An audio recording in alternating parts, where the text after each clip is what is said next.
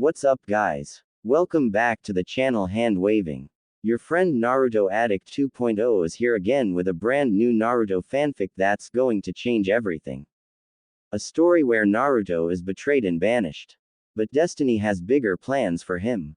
From exile to emperor, this is the journey of power, strategy, and love. Today's fanfic is titled, What If Naruto Became an Emperor and Claimed Hinata, Hanabi, and an Uchiha Princess? Part 2. Naruto, you ungrateful bastard. You should have long been dead, and this place belongs to Sasuke-kun by his right of an elite, and you'll be kissing my feet before I bash your skull into nothing. This empress, Hanabi, all of those bitches will service him, only a shame that ugly fat bitch Hinata was dumb enough to die because of a worthless demon like you and, Sakura shouted out, as she was being dragged out of the throne room, until. Wait. Thundering voice of Naruto stopped the watchers and everyone in their track. Bring her here. Naruto commanded slowly and with power, with the watchers knowing who he wanted to see, and they dragged Sakura right before his feet, past the royal guards and put her on her knees before him, as Naruto's face and eyes, filled with utter fury, anger and rage, locked on the now shaking Pinkett. None dare to insult the imperial family, threaten them, and most importantly, no one dares to insult the memory of my beloved and get away from it without being punished. Naruto said with cold, barely contained fury, as he looked in the eyes of the watchers and gave a command. Cut her tongue out of her mouth and cauterize the wound without an anesthetic. Make her watch the interrogation of her beloved Sasuke Uchiha, and after that, make sure that neither her foul mouth, nor her hands are capable of spewing dirt upon others. Sakura paled as she heard her sentence, with one of the watchers promptly gauging her and getting her out of the place, with the rest of the lot. All of court and throne room fell silent for a moment, and none dared to speak against the emperor and his order. They knew that it was cruel, unethical even, but he was fully in his right, and it was not just a sentence for a foul-mouthed woman, no. This was a message, clear as crystal diamond and more powerful than simple words. Naruto was a ruler, a powerful emperor, and one that really did good for his people, having once made Eriador great again, greater than ever before. However, while his heart is kind and intentions are benevolent towards his friends and subjects, to those that seek to undermine his people, exploit his kindness and smirch his and Numenor's name with dirt, he'll be vengeful and merciless. And to those that dare to insult the memory of his beloved wife, a woman revered by people as nothing short of a saint, someone who had given to the unification of this land more than anyone, including her life. Even to this day, after over 5 years now, Naruto still could not forget his beloved Hinata, nor forgive himself for not being there with her. He will forever feel that way, until the day that he reunited with her in the next life or the afterlife. But until that day comes, no one will smirch his wife's name with dirt, nor will anyone dare to use his empire in their own interests. He will not send men and women to die in the others' wars, not for Westerosi lords, nor will he do so for his former home. Especially not his former home. Imperial Palace's dungeons. Twilight Cells section. Several hours later. The Twilight Cells were exactly what they sounded like, embodying the endless void of darkness, so thick and strong, that not even drops of water could get through. Cells made of the black rock, with ebonite-like metal being the material of the cells. Some of the more daring shinobi tried to break out of the cell through either force, or with the lock picks, but to no avail or success, since the Twilight Cells are designed not just to house prisoners, but to prevent their escape by the means of engineering and magic combined, magic that only watchers patrolling the area knew here. And nothing escaped the gazes of those men and women, for they were trained to even see with their eyes closed. It has been a couple of hours, and so far, the watchers already took Sasuke, Danzo, Might Guy, Sakura, Koharu and Homura, with Might Guy, Koharu and Homura returned, but returned in a state that left the prisoners more than a little scared. They seemed hollow, utterly empty. With not as much of a physical damage done as they expected, but it was clear that whatever methods watchers employed, it was more than enough to break even Might Guy, for his form shook with every sudden wisp of rare wind, or crack of a torch. His eyes were filled with dread and utter fear, but his lips were shut, yet it was clear he was broken, and not just once. The Namikaze family was put in a single cell, not much to their surprise, or maybe it was one grace that Naruto would show to them. The cell was clearly made for several prisoners, so there was enough space for them all, but there was no way for them to speak with the other shinobi of Konoha. Letting out a sigh, Kushina spoke up, starting the long-awaited talk. Naruto, not like this. I had thought our reunion would come, if it ever were to be. I had hoped, believed like Tsunade that he was still alive, but like this, Minato, what have we done to him? Kushina shook her head, putting it in her hands, weeping. My son, our baby boy, how could we even think about doing such a thing and be okay with it? Kushina cried out at her husband, who didn't even flinch a little. You know as well as I do, Kushina, that this was the best thing for us all to do. It was either that, or we would risk all of our children being targeted by not just Madara, but also by Kumo and Iwa, and not to mention the influence of Kyuubi over them. Minato reminded to his wife and kids what needed to be done, and he still stood by his decision. What do you think would have been better? Having all of our children suffering for our mistake, or be able to raise two of them to be what they were destined to be, in happiness and safety, while the other one were to drive away from us and them all the threats. You and I made that decision and there is no reversing it now. The other one, Minato, that damned bloody decision that you think I made, was made by you, Jiraiya, and that cursed Hiruzen Sarutobi, not me. I was in a damned coma after the childbirth and extraction of Kyuubi, not mention battling Madara. Have you forgotten how you told me that my Naruto had died during the attack, that he took the soul of the Kyuubi with him? Exclamation mark quote. Kushina shouted in outrage at her husband. You knew, that damned frog and that Hokage, all of you knew, that I would never have allowed you to abandon my son, whom I didn't even hold in my hands. You lied to me, and only 14 years later did I find out the truth about my Sochi. You stole away from me my child, our child. And all for what? To protect our children from Madara, Iwa and all others. You are a yellow flash of Konoha, for crying out loud, the man that had killed thousands of shinobi in mere hours. And Konoha is filled with powerful shinobi, all of whom together had stopped the Kyuubi. No, you didn't sacrifice our son just to protect Menma and Narumi. No, I know why you did it, Minato. You know nothing, Kushina.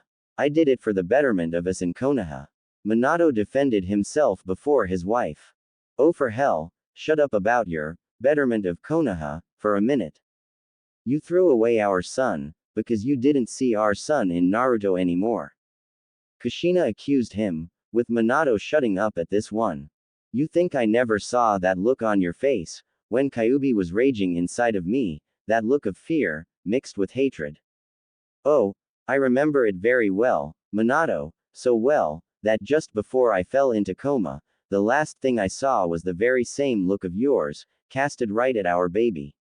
And it was far more intense and avid. You didn't see Naruto there, you saw Kyuubi instead of him, that's why you threw him away, didn't you? Minato didn't say a thing, as he continued thinking over this situation and trying to find a way out, as well as not daring to face his wife and the truth. And while their parents were in debates of their own, Narumi and Menma were exchanging words of their own. Damn that Naruto. Who the hell does he think he is? Throwing us like some common criminals into these cells, he should have been glad to finally see his real family, like a failure he is, and sign that damn treaty for all our sakes. Doesn't he understand that Konoha is the only true empire that deserves to rule? Menma asked no one in particular, with Narumi replying. Well, be I on his place, I wouldn't think twice about executing Danzo, and that son of a bitch Sasuke with that whore. Narumi grumbled with anger, as a small chuckle escaped her lips. I so bloody hope that he and that whore suffer, serves that bastard right. Narumi grumbled lowly. Aren't you supposed to be a loyal and loving wife to Sasuke, like you and Sakura usually do? Menma was surprised when he heard his sister speak like that. What? Is being Mrs. Uchiha isn't as good as you had hoped? Is he what? Not giving you enough attention and you resort to vibrators? Are you and Sakura? Menma was about to continue, but a quick slam in the jaw silenced him for good, with Narumi looking at him with hatred. You better shut up, little brother, before I do those tormentors' job on you for them. Narumi hissed at him, with blazing hatred in her eyes. You think that being married is all sunshine and happiness. For you, maybe, but for me, I curse the very days I landed my eyes on him and when Dad announced our marriage. And on our wedding night, and every bloody night after that. Remember when Ino told me that you had hit her and I nearly killed for that? Menma nodded to this one. You were lucky it was an accident, because if you hit her on purpose, and more than once. Wait, you mean Sasuke is beating you? Like, on the regular and during. Especially during it, that is the only way he can do it, often with that cursed mark turned on, and Sakura, that whore, revels in it and even helps him. And it's not just beating, oh no. That bastard has done a lot to me, and when I was finally pregnant with our child, not even that had stopped him. Menma and Kushina, who had also finally took time off of shouting at her husband, paled at the revelation, with Narumi turning to her parents. You think it's "cause I'm clumsy, that I'm always in bruises and cuts? Or is that I lost my son on my 6th month because of miscarriage 5 years ago? Oh no, it was that son of a bitch, your son-in-law that did it all, father. And what did you tell me, when I told you about it? You told me to simply endure and make Sasuke happy, you knew what he did to me, and you didn't bother even to straighten him up. You, my own father, you just took that bastard's word for truth and left me to his mercy. Narumi's eyes were already watered, as she broke down, with her mother already at her side and calming her, before she casted a powerful glare at Minato. Minato, first Naruto, then Narumi, when we get out of her, if those watchers don't kill that bastard and you, I will do it. You sold our own daughter to a maniac, also that you could secure Uchihas for Konoha. But what about our daughter, the one you oh so desperately had tried to protect? Kushina snarled at him, with Minato remaining impassive. Sasuke had promised to me to stop his attitude, and he has, as far as I know. And our daughter had always had a wild imagination, which still hasn't stopped, Minato defended himself, before Narumi shouted at him. That bastard had punched me in the gut, when I was pregnant with my son. And all because he was frustrated with how council doesn't respect his authority. Narumi shouted at him. I was 6 months through already. Do you even care if I live or not, as long as that is loyal to Konoha or not? Wow, I always knew that you were rotten inside, but to this extent, a new voice came in, with all the participants turning their heads to see none other than Anko Mitarashi, dressed in an outfit of a warden herself, with all the armor and cloak, but without a helmet, with her hair now longer and made into a long ponytail, looking at them all, in specific at Narumi. Don't worry girl, that sick and his personal cheering whore are really suffering right, so much so that they wish they could just die. You that Tokubetsu Jonin, partner of Ibiki Morino and Orochimaru's former apprentice, Mitarashi Anko. Minato recognized her, with Anko smirking at Hokage. Did my son also buy you for his own, like he did with Hyuga and some others, when you disappeared?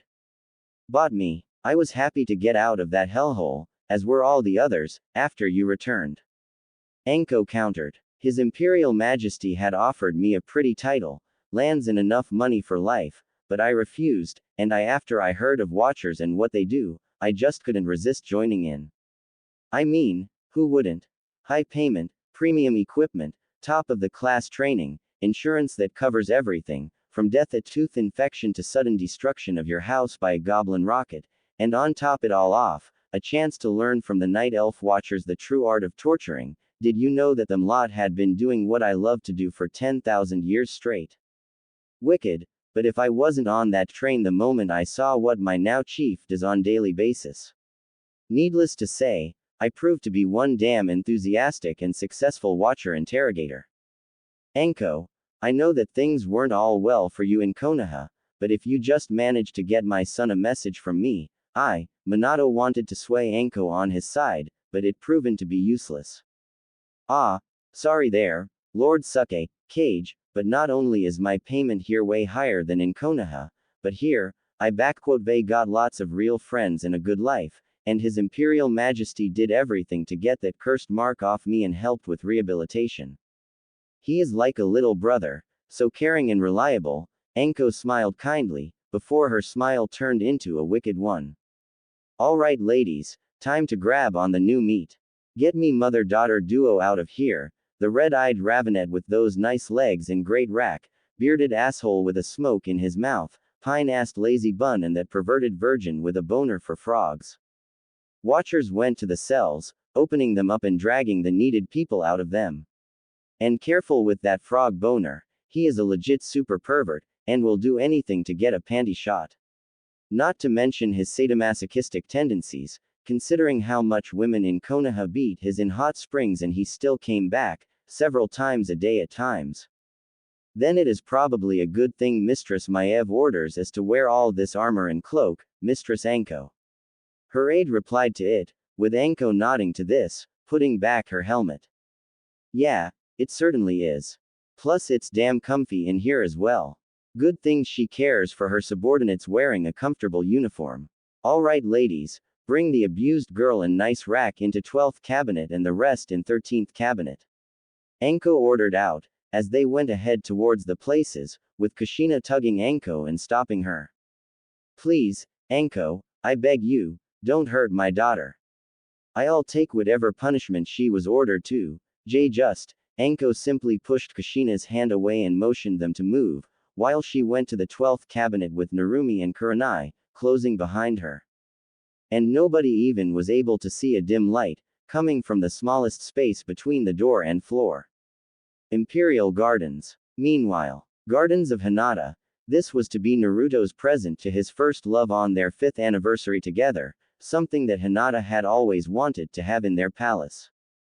A place, filled with life, flowers and untainted beauty, where she and Naruto could find solitude, to spend time together just for themselves, away from the prying eyes and important matters. A place, where time and matters would not touch them, where Hinata would bring their daughter to play with, their little Himawari. If only Hinata had not answered the call of House of Latrua, she and Himawari would enjoy this place, the gift that Naruto had been preparing for his wife and daughter. But in the end, Hinata never saw this small marvel, this small private world that Naruto had prepared for her. Instead, Naruto and Semiramis with her dragons have made a new garden elsewhere, a garden of ashes and fire, as some call it, right where his beloved had lost her life, and their daughter had lost her mother. Nowadays, Naruto would come in this place in need of finding privacy and to be with his own thoughts, to think of things and remember what had happened. Along with that, he would let the hardened and strong facade of the emperor fall for a little bit and reveal a person, scarred and changed by wars, campaigns, still mourning the loss of his beloved, and happily spending every moment with his children here, along with his wives in a moment of peace. Now was not such moment, for Naruto and Semiramis were waiting for their guests to arrive. And so they did, as a small portal opened up, and from it walked out Kurenai, Narumi and Anko. Naruto let outside a small smile, as he spoke up. "Sorry for the little delay and that little spectacle, but it is hardly the time for them to know of our little bond." Naruto smiled to them, with Narumi and Kurenai smiling back to him. "Plus Konoha really did piss me off with all this. I'll say, I thought that you were going to kill Minato right there in the spot." Narumi commented with a chuckle. "And thanks for getting me out of the cell for a bit. It was starting to get really tense in there." "Any time, little sister," Naruto said with care and love to his dear little sister, before bringing her in the embrace, warm and caring. "I missed you, Narumi. I missed you too, big brother." Narumi allowed her own facade to fall down and her true nature came out, as she answered to her brother's embrace with her own, with tears of happiness falling down having reunited with her beloved sibling. For most, seeing an emperor hugging a daughter of 4th Hokage and his wife, a container for Kyuubi and a wife to his former rival from the times now ignored and forgotten by many, would have been something of a shock. But to Narumi Namikaze, this was a meeting she was longing for a long time, as it has been over a year since she talked with Naruto in person, and this waiting was hard for her. especially considering in the fact that Narumi was not like her family and Konoha in a simple, yet completely defying aspect of her character. Narumi, since her childhood, was always one of those children with the curiosity and the need to ask the age-old question, what is right and what was wrong. Growing up in a seemingly loving and caring environment, she and her brother were shaped up by their father to make both of them able to control Kyuubi's power, as well as being loyal and loving towards their homeland, Konoha. Control over Kyuubi, loyalty to family and Konoha, expanding over the natural talents and gifts that they received, those were the main cornerstones in their upbringing. And while Menma took to it all like a fish to the water, Narumi was always more curious and interested in details, so she questioned all that her mind could grasp. Initially, it was seen as a positive thing by her father and mother, a child eager to learn more from her parents.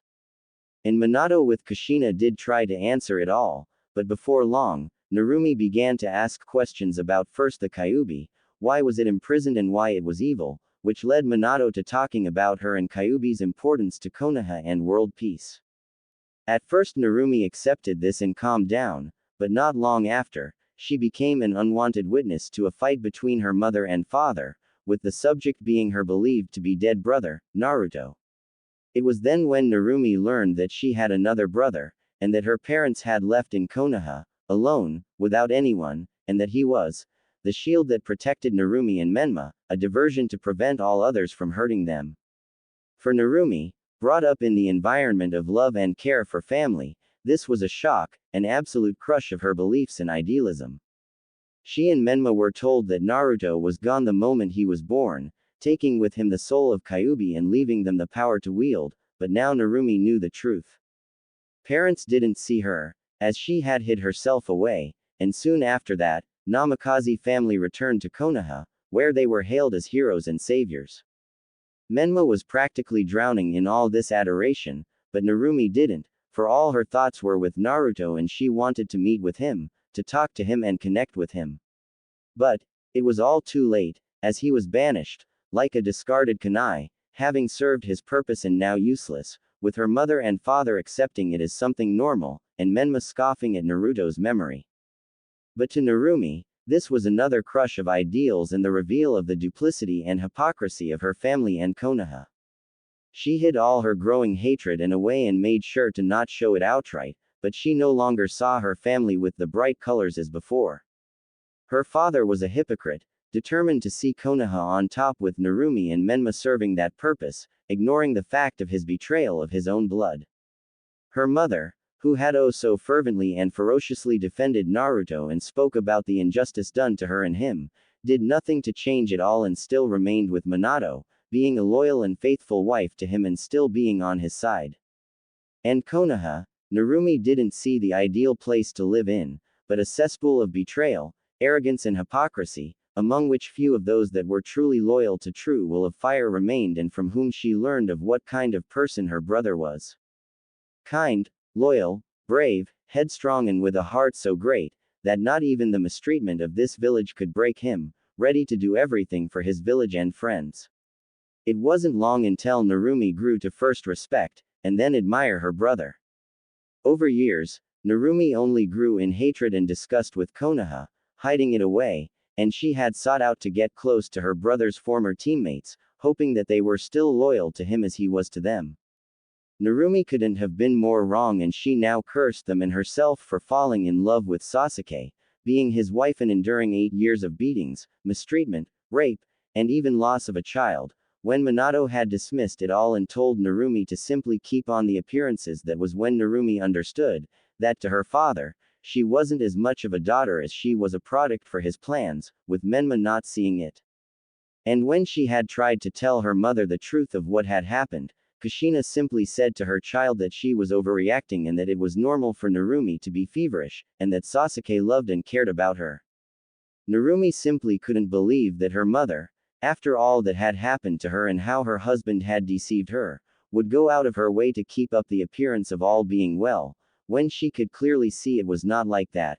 Her husband lied to her, Menma was an arrogant and spoiled brat, and Narumi was being abused, raped and nearly killed on several occasions by her own husband. And Kushina, blind and deaf to the pleas of her daughter, kept the appearances, speaking out of the injustices for Naruto, yet siding ultimately with Minato, just to keep their family together. She had failed to realize that there was no family to be saved and salvaged, and Narumi had only hoped that she could have gotten away from this hellhole with Naruto when he did. And suddenly, 3 years ago, just a month after her miscarriage, Kurenai Uehi had approached her and told Narumi that there were still some people that saw the injustice and corruption towards Naruto and how rotten 4th Hokage was, and even if they were hidden away, they were there, with Kurenai being one of them, and they had someone very powerful who supported them from shadows. And that someone, as soon Narumi found out, was the Emperor of Second Numenor Empire, Naruto, her own dear brother, whom she wished to meet for years, and now did, thanks to his spies and magi, who opened the portal from Konoha to Numenor. Their first meeting was at first awkward and strange, but as they spoke, Narumi and Naruto grew closer as true brother and sister, with Narumi finding comfort in someone who supported her truly. He had confessed to her that for years his spies and agents watched the situation in Konoha and also kept an eye out for her and that he knew well of her and what had happened to her. Naruto had offered her and some others a way out of Konoha and into his empire, where they could build their lives and live in peace, away from the lies and hypocrisy of Konoha and dangers of shinobi life. The offer was so tempting for Narumi and Kurenai, but they refused, still holding on to some hope for Konoha, loyal to a fault to it, but also because, with their positions so close to power, they decided to inform Naruto of the plans of Konoha. They knew that as an emperor, he watched at Konoha with a careful and threatened even eye, and he wanted to make sure that Konoha would not become a threat to Numenor Empire. Narumi and Kurenai understood it well and respected it, and so they stayed, becoming his ears and eyes in Konoha for 3 years, still in contact and loyal to Naruto, but growing more and more disillusioned and hopeless for Konoha as years had gone by. Especially hard they were for Narumi, with Sasuke's raping and beatings growing more and more violent. And even Narumi had grown to endure it. She soon sought to break away from this circle of hatred, violent hypocrisy, with Kurenai agreeing with her, as her life with Asuma didn't prove to be good for her at all, with her own husband being a duplicitous person on several layers, and only her daughter Mirai and an iron will practically keeping her from becoming the same kind of miserable person as Kushina.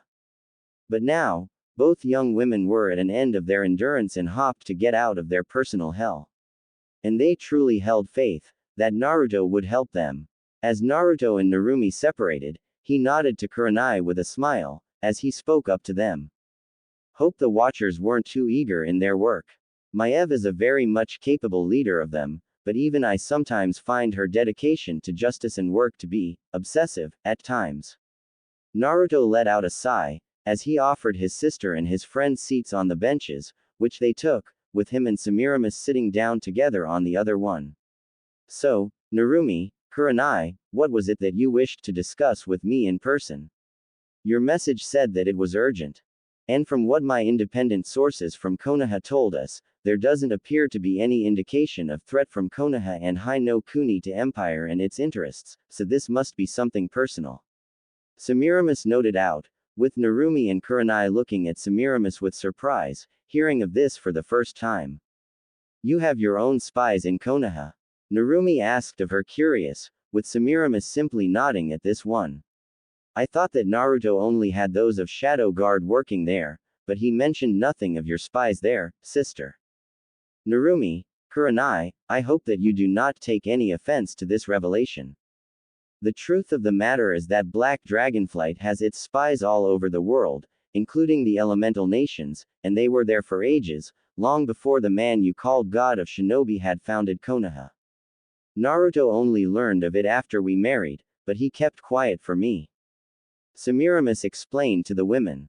Other dragon flights may be reactionary in nature, but the blacks prefer to prevent catastrophes from happening when there is only seed of it taking root. I learned that lesson well, when my father's madness nearly cost me and my brothers and sisters their sanity and lives. Please do not think that I do not trust humans and other races. I do, and Naruto is most certainly one of a kind husband, but younger races, as I've learned, have a tendency to self-destruction, which I find to be disturbing. When you think about it, we do have it in us. Narumi didn't argue with a far superior in wisdom and experience creature. Anyway, what we wanted to talk about, Naruto, that offer, the one you made to me and Kurenai 3 years ago, does it still stand? Naruto and Semiramis exchanged the looks between each other, before Naruto spoke up, voice as strong and determined as ever. It does, for both of you. Both of the women sighed in relief, with Naruto continuing. I know that you hate to hear this, but I did warn you that you wouldn't be able to do it for long. Especially considering what Asuma and Sasuke really were. Can't blame your sister for trying to repay to you for not being there for you when you needed it most. Narumi argued in her favor, with Naruto shaking his head at this one. She is right, Naruto. Both she and I didn't do anything to help you when we knew we could, and Kurenai had tried to support Narumi, but Naruto stopped them in their tracks. Neither of you hold no debt or any blame for what had happened to me. I know full well who are to blame for what had transpired with me and whom not to, and I do not hold any ill against those that didn't stand up to them. Naruto simply stated to them with full seriousness. And I won't hear any more of your guilt and reasoning. I am getting you out of Konoha for good, and since you now want it, that just makes it a bit easier to do, especially with a blunder that Konoha had just made in here. I know for a fact that it wasn't father's idea to use that genjutsu on you. All he and others had wanted was to get on your and others' good side and make you sway the emperor on Konoha's side. Narumi informed Naruto and Semiramis. It could have been Sasuke, sure, but after what I and others saw with Danzo. That genjutsu was Danzo's handwork, Koto Amatsukami of Shisui Uchiha. Suddenly, from the trees appeared a royal guard, wearing a lighter variant of their armor, with a white katana at his side, with his face being closed by helmet, which muffled his voice a bit. Over 17 years ago, Danzo had orchestrated the destruction of Clan Uchiha, having manipulated Third Hokage and Council into isolating them and provoking them into a rebellion. All of that was so that he could gain the Sharingan and Mangekyo Sharingan, one of which he placed in his right eye socket. His Imperial Majesty was well informed of this for a long time, and I have warned him of the possibility of Danzo using Koto Amatsukami on him. To which my dear wife and Empress, along with all of my Imperial Royal Guards, were most ready. Naruto noted out to them all. Still, I did expect that the moment Minato and others hear about me and my friends being here, odds would be in favor of them manipulating me to their favor. Wouldn't be the first time someone had tried that card on me, and I suspect it won't be the last. Anyway, Anko, what measures have been taken with Danzo? Lady Maev had ordered a complete suppression upon his chakra, surgical removal of that arm and the Sharingan in his eye. After that, he was subjected to our usual program of interrogation and questioning, the usual stuff. Anko replied simply to her emperor. From what the interrogators found out, that arm was transplanted to him with the help of Orochimaru, in order for Danzo to control some strange visual jutsu of Sharingan, which could grant him an immortality of sorts. Izanagi, a genjutsu casted upon oneself at the cost of the casting eye. It rewrites the laws of reality for a limited time, allowing for a person to live after being killed. The guard informed Naruto and Semiramis, as well as others. It is a forbidden among Uchiha's jutsu, among both the eastern and western clans. There are even special punishments for usage of this jutsu, as it is capable of easily corrupting with the illusions of invincibility its users. However, what Danzo has done. There is only one punishment for his crimes and what he had attempted today, and that is death. Semiramis said with strength and no compromises in her voice, turning to Anko. Is Danzo being interrogated still? Yup. By Lady Maev herself in attendance, and it seems like old Sneaky Snake has a lot of secrets to reveal to us, and he isn't through yet. He did try to use some suicidal fuinjutsu to take himself and half the palace with him when we first brought him to question, but good thing that Kaoru had allowed a couple of her people in the Watchers, so the crisis was averted. Anko replied. Should I go back and tell her that he is to be disposed of immediately? No, squeeze out of his mind and body every ounce of information that you can, and after that, throw him into an isolated cell. He will be executed, publicly and in front of Konoha's delegation a day after tomorrow. As for the delegates, you do your duty, Anko.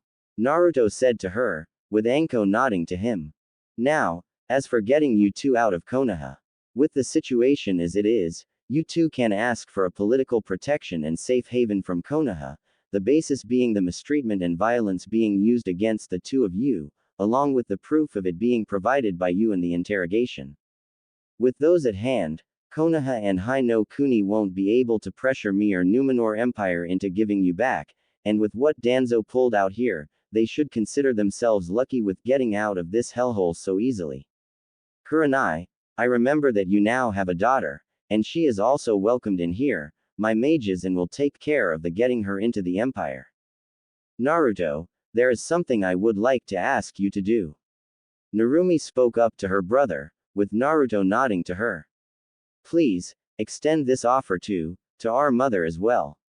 Naruto widened his eyes at this one, but said nothing, as he rose up and slowly paced a little, not turning his head to face his sister and others. Kushina Namikaze, she was a very touchy subject for both of the siblings to talk about, with both being biased towards her in their own way.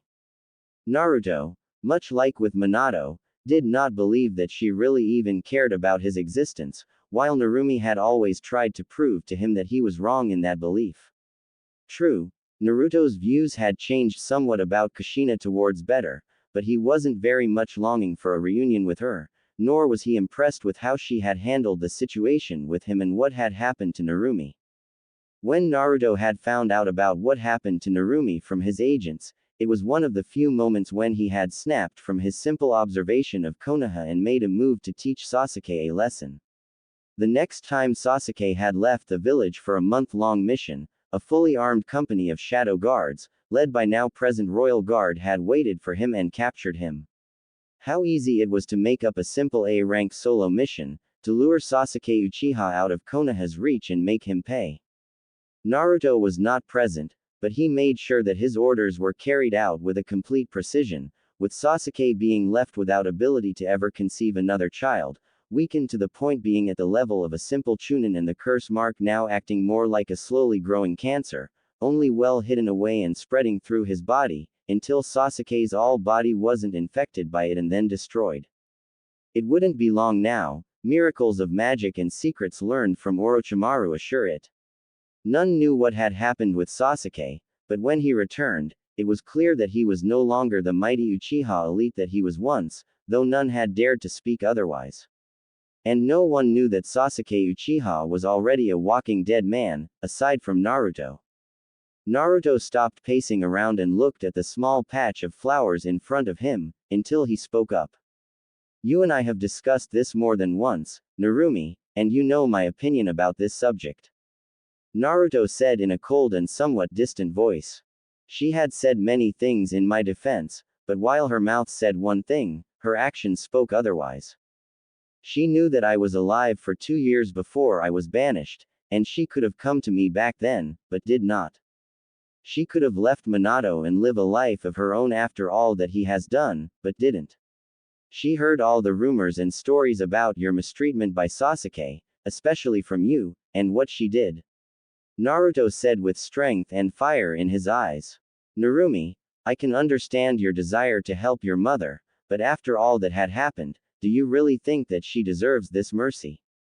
Naruto, I know how much you despise and even hate, I can understand that too. But you also need to understand that for her, our family is all that she has left. Narumi argued with him. She had lost her own clan, most of her friends, and much more. Our father was there for her and with her for decades, and she had raised me and Menma, all in hopes of having something that she had lost: family. And to keep that family alive, she would go to any lengths. The family that she so wishes to have and protect has long fallen apart, and she knows it. Naruto argued back to his sister. Menma, arrogant brat that abuses his position of a hero, with Ino and that second wife of his indulging him. Minato, with his world conquest plans as well as prophecies of the toads, believing he is to be a messiah for all, who ignores all morals and laws of men for his own ambitions. And then there is you, Narumi. She isn't concerned with saving and protecting her family, as she is obsessed with preserving this fickle illusion of perfection she had built in her mind, that all is well and won't break it. And even though she had heard what you said back in the cell, do you really think that she will do anything to protect you? Naruto asked of his sister, surprising her. All of our cameras are outfitted with listening and observing spells, making sure to prevent escapes from being plotted. Semiramis answered on the silent question for her husband, before turning to face her husband herself. Naruto, my love, I know and understand your resentment towards your mother, and I had faced the same, as you know. And while my mother had refused to listen to reason, her madness was assured by my father and his powers. I think that your mother may yet be redeemed. She was honest and sincere in her desire to be with you and in protecting you, and while her actions may speak otherwise, deep down she must understand that her current life can't very well continue for long. I do not know why she still keeps on the appearances, but I do know that there are those people, that in acts of desperation and to preserve even a ghostly appearance of their well-being, they will go so far as to ignore even the obvious. They are so desperate, that are unable to see that this illusion has become their own torment, and will not see the ways out of that twisted circle, unless someone shows it to them directly. You know that, do you not, my love? Naruto, I do not ask you to forgive and accept her, but, for the sake of your sister and for me, please. Semiramis knew that her husband may have his moments of rashness and fury, but even he can be swayed when need be, and she knew how to do so. Naruto looked at his wife for a few long moments, before turning away from them for a bit and thinking to himself about it all. As much as he may have despised Kushina, he could not ignore the reasoning of his sister and wife. In desperation, people will wear whatever mask to hide away their scars and to protect themselves from the harsh and cruel reality. He himself has done so for years in Konoha, and Kushina appeared to be the same way, only even worse in her case, considering that Minato was possibly the only close person ever to her, with her family also being all that she had for herself. Even though she had suffered so much cruelty, deceit and more, Naruto wouldn't past it his father to influence her through their connection, as well as her own desperation for making things right for her family, or the majority of it. After all, sacrificing him did secure Narumi and Menma, from a practical point of view. Still, Kushina's desire to ignore all the wrong in front of her and dismiss it was troubling, but was he not the same way? He was, but what she did with Narumi, it was something that he could not ever ignore nor forgive, for hurting his sister like that, by letting her delusions take over her mind like that. He won't forgive her so easily, nor will he ever forget, but, maybe. Letting out a sigh, Naruto turned back them and spoke up. Enko, arrange for Narumi and Kushina a time alone in one of the cabinets in dungeons. Enko nodded to him, with Naruto turning to his sister. Break the news to her. Tell her that if she really wants to, she can stay here, in Numenor. However, should she use her position to help out no Kuni or Konoha in any way, I will not be merciful towards her, not after all that had happened. Explain it to her, sister, because I don't think that I am yet ready to speak with her, without hurting her. Narumi smiled to Naruto and nodded to him. Itachi, please escort our guests to a dining room. I imagine that they did not have their supper.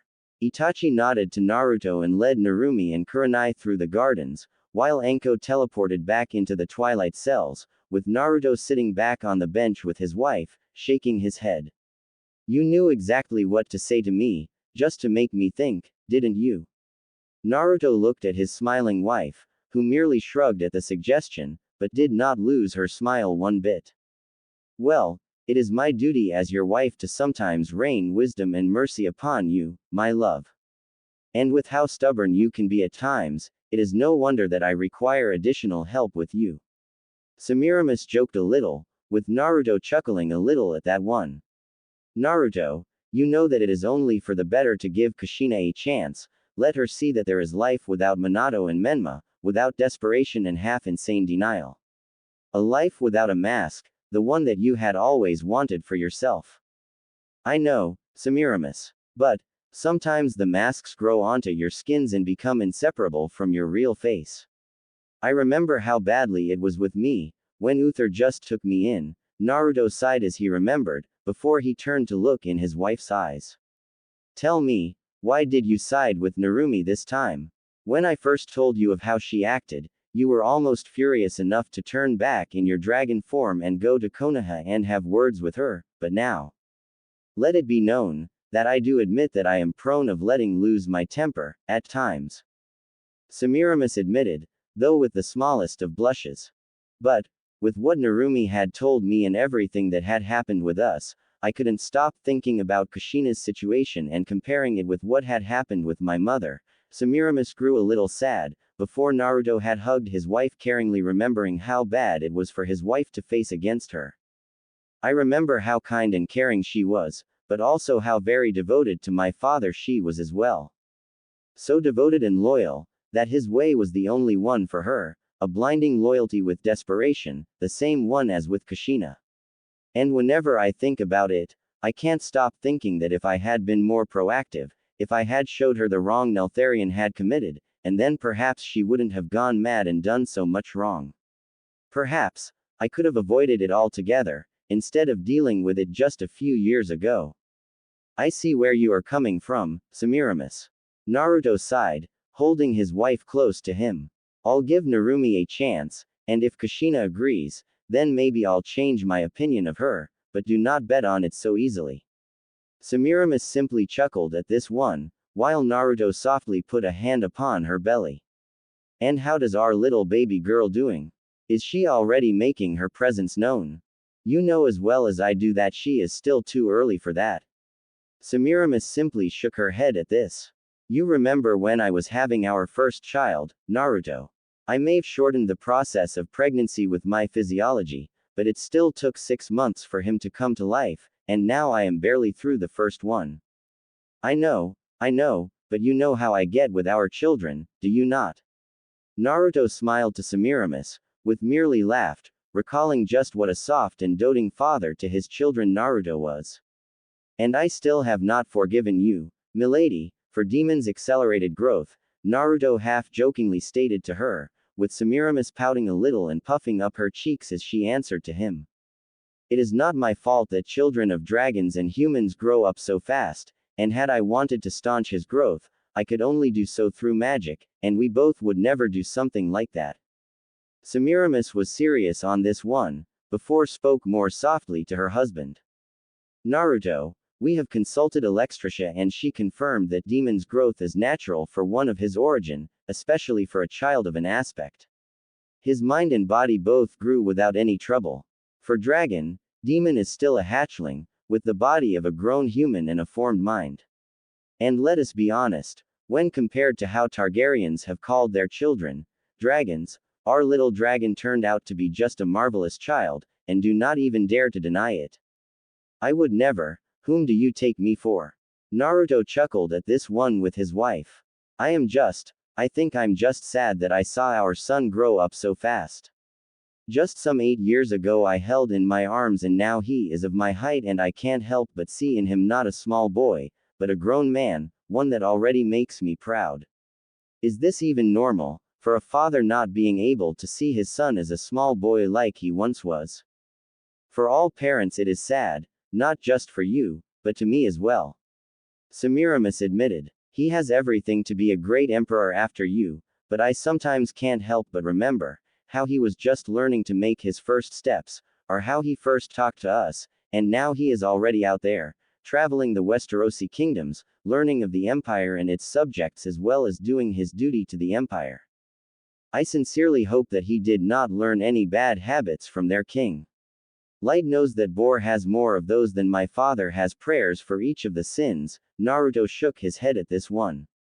Good thing that Alexstrasza's granddaughter is accompanying him. Those two will be alright together, 2 children of human and a dragon.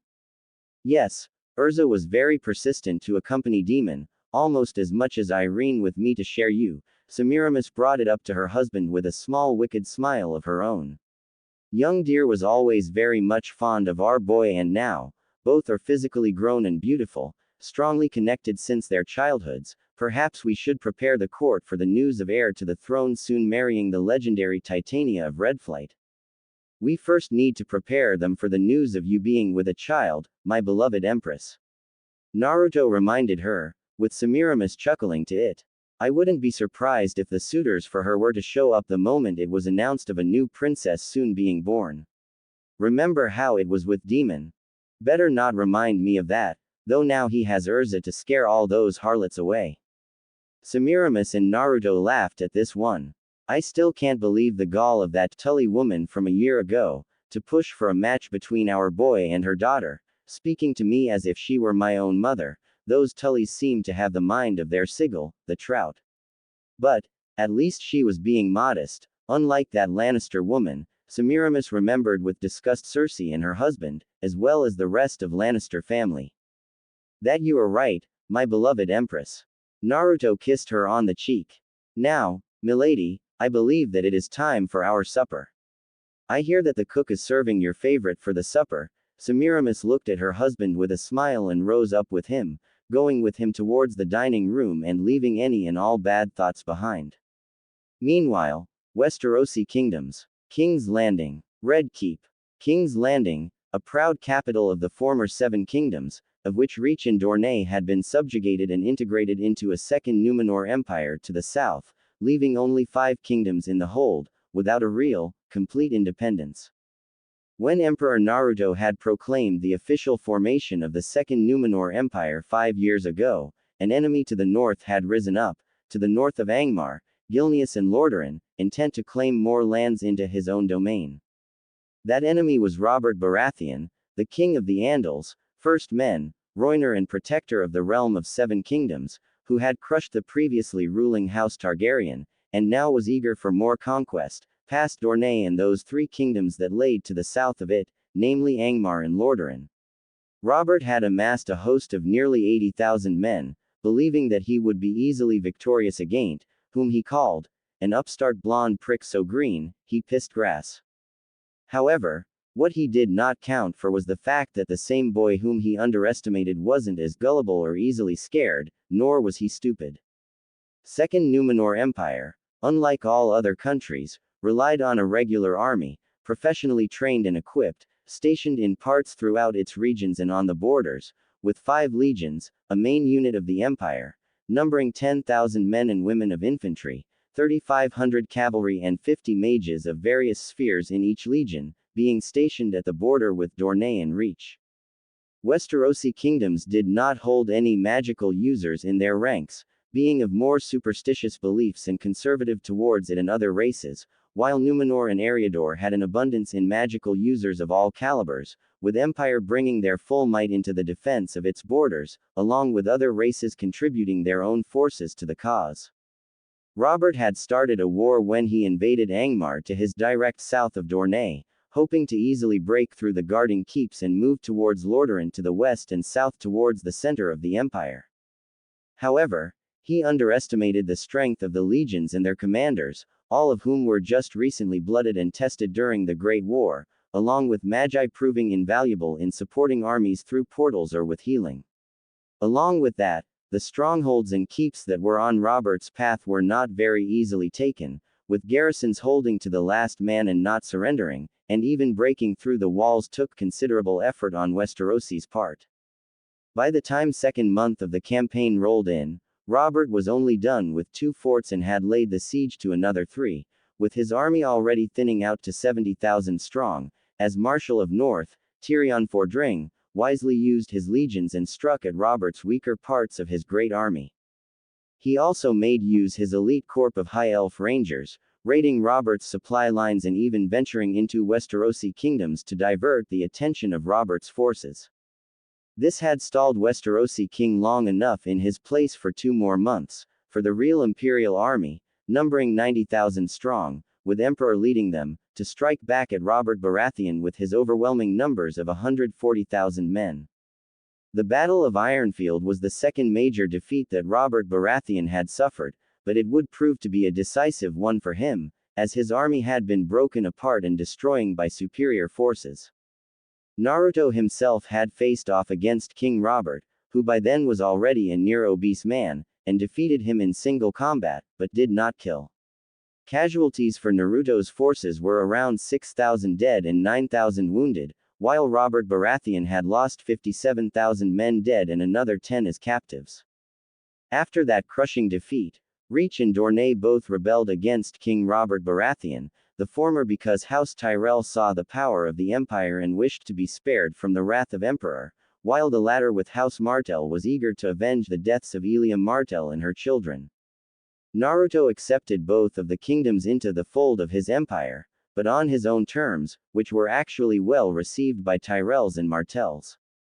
In the following 7 months, Naruto had systematically eliminated Robert's ability to raise another powerful army against him, having taken Stormlands and Westerlands, before he laid siege and took King's Landing. The city was considered to be strong enough to withstand an army the size of 100,000 at full garrison and additional forces in it, and Robert had amassed 30,000 strong in there, while Naruto only brought 55, seemingly not enough to take the city, while the rest of his forces already were taking Riverrun and moving to Vale of the Errands. However, with him were 600 magi and 500 cannons, dwarven marvels of siege warfare, freshly transported with a full division of dwarf specialists knowing how to use them. For 5 hours those cannons and magi pummeled the landing's walls and its defenders, until King Robert hadn't decided to bring the fight to Naruto and rode out with 2/3 of his forces towards him, hoping to crush them while they were of fewer numbers, but instead of doing that, they were absolutely obliterated by the might of magi and artillery, before being finished off by Naruto's army. After that, and having been convinced by his retainers, wife in his hand, Robert sought the peace and capitulated. Naruto was considerably merciful to the invader. Reach and Dorne were integrated into the Second Numenor Empire.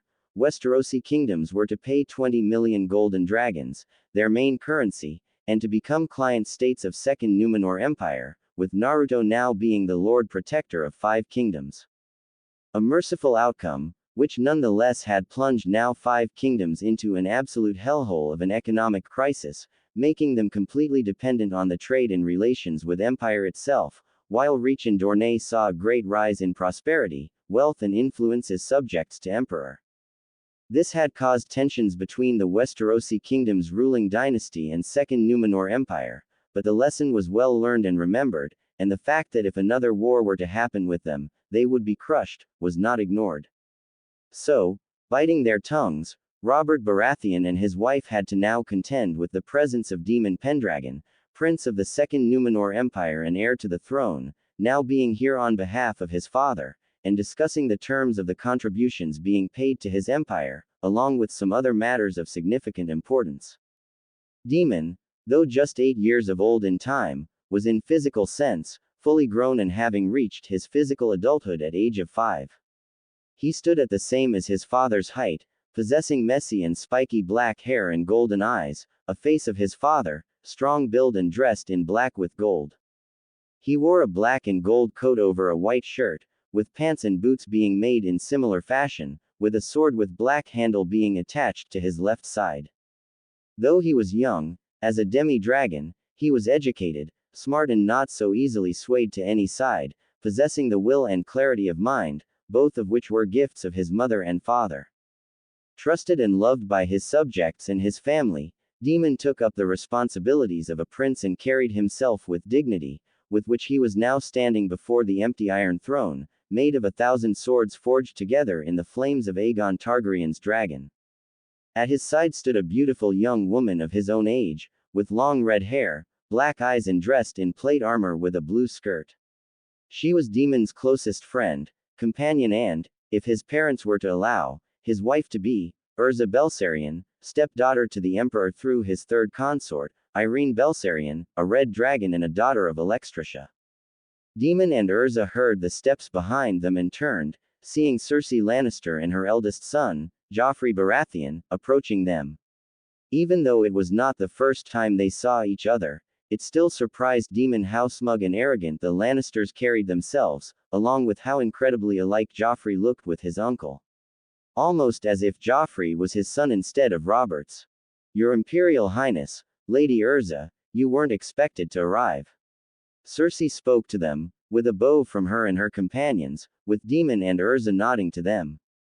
What brings a young man like you in King's Landing, especially not informing with a prior notice? Certain things that need clarification, Your Grace.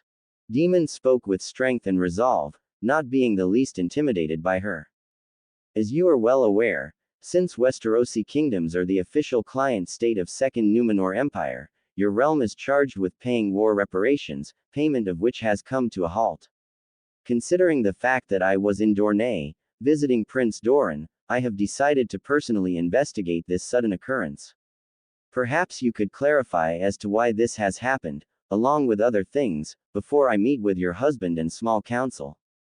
My husband is away on the hunt, so I doubt you will be meeting him anytime soon, and as for the debt, I am afraid I do not know why this has suddenly happened, but I do believe that it is only a temporary halt. Cersei stated to Demon, who simply nodded at this one.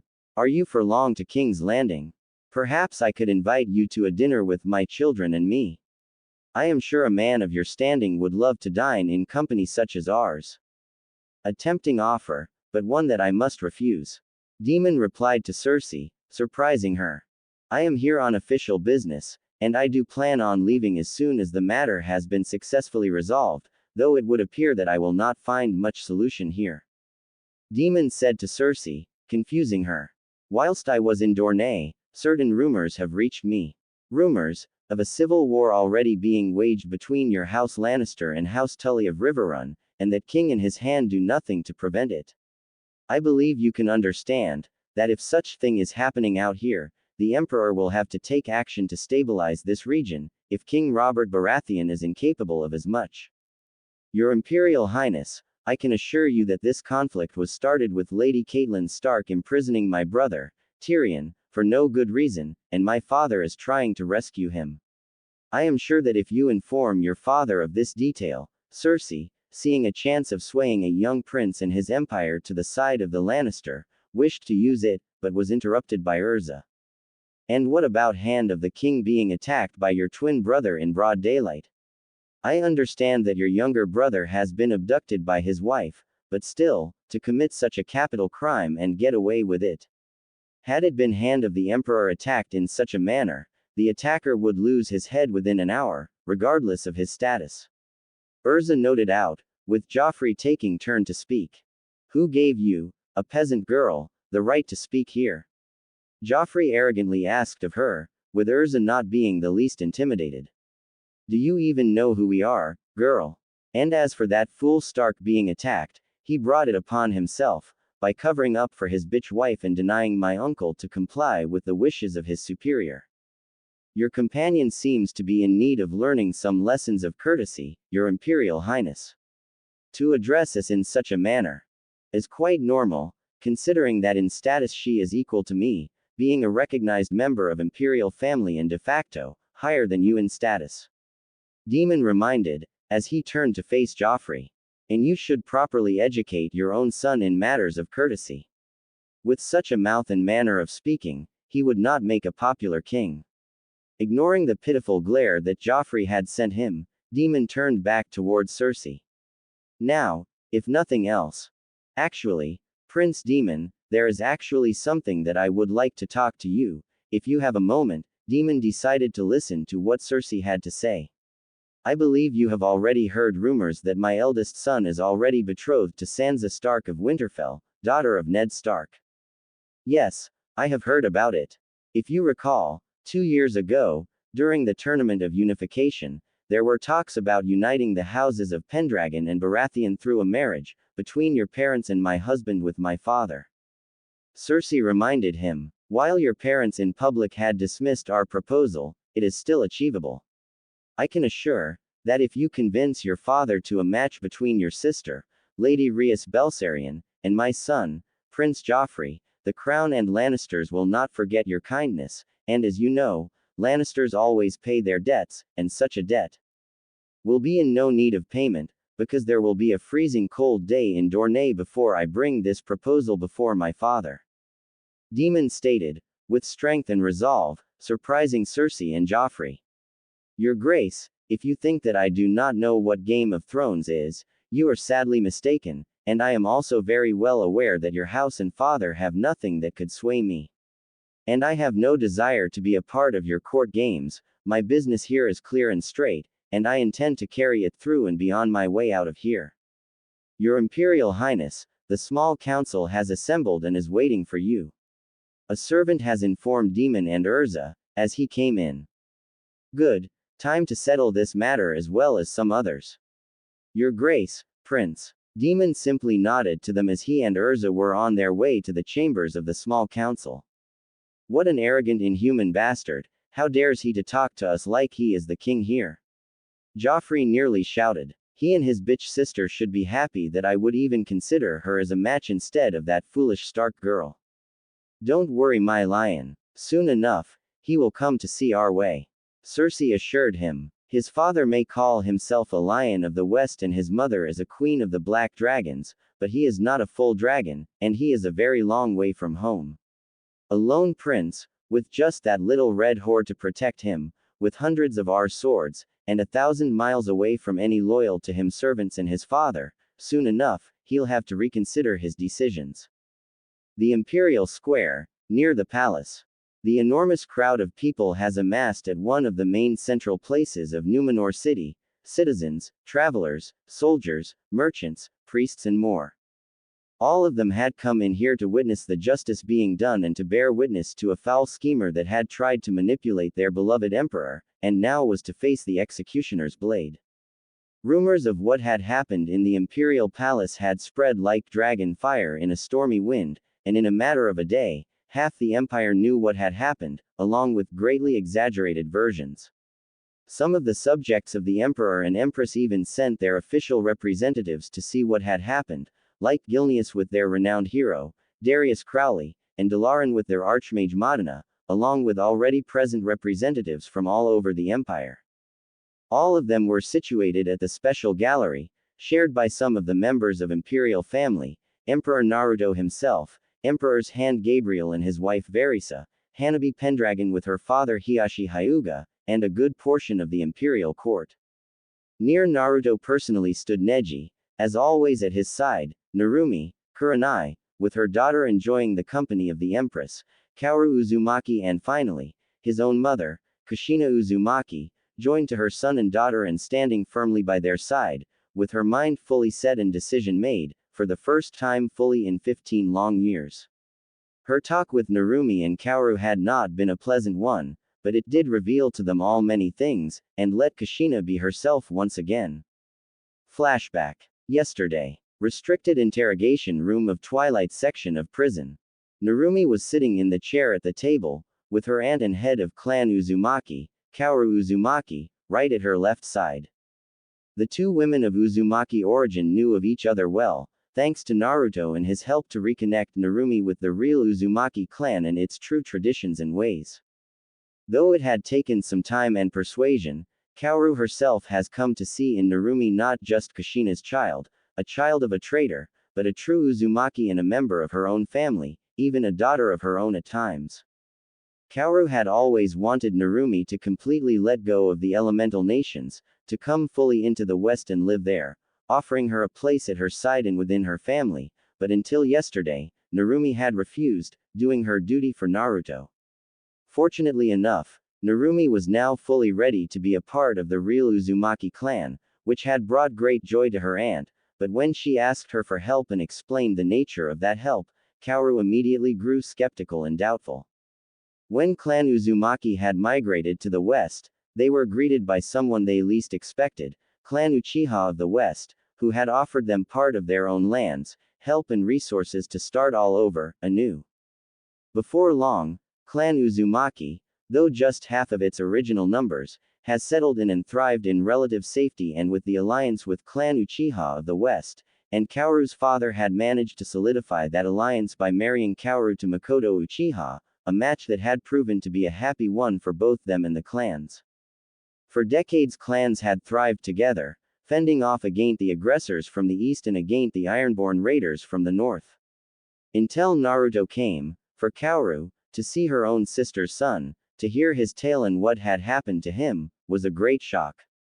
Her own older sister, had sacrificed her own son for the other two, and Kyuubi's power made him a pawn.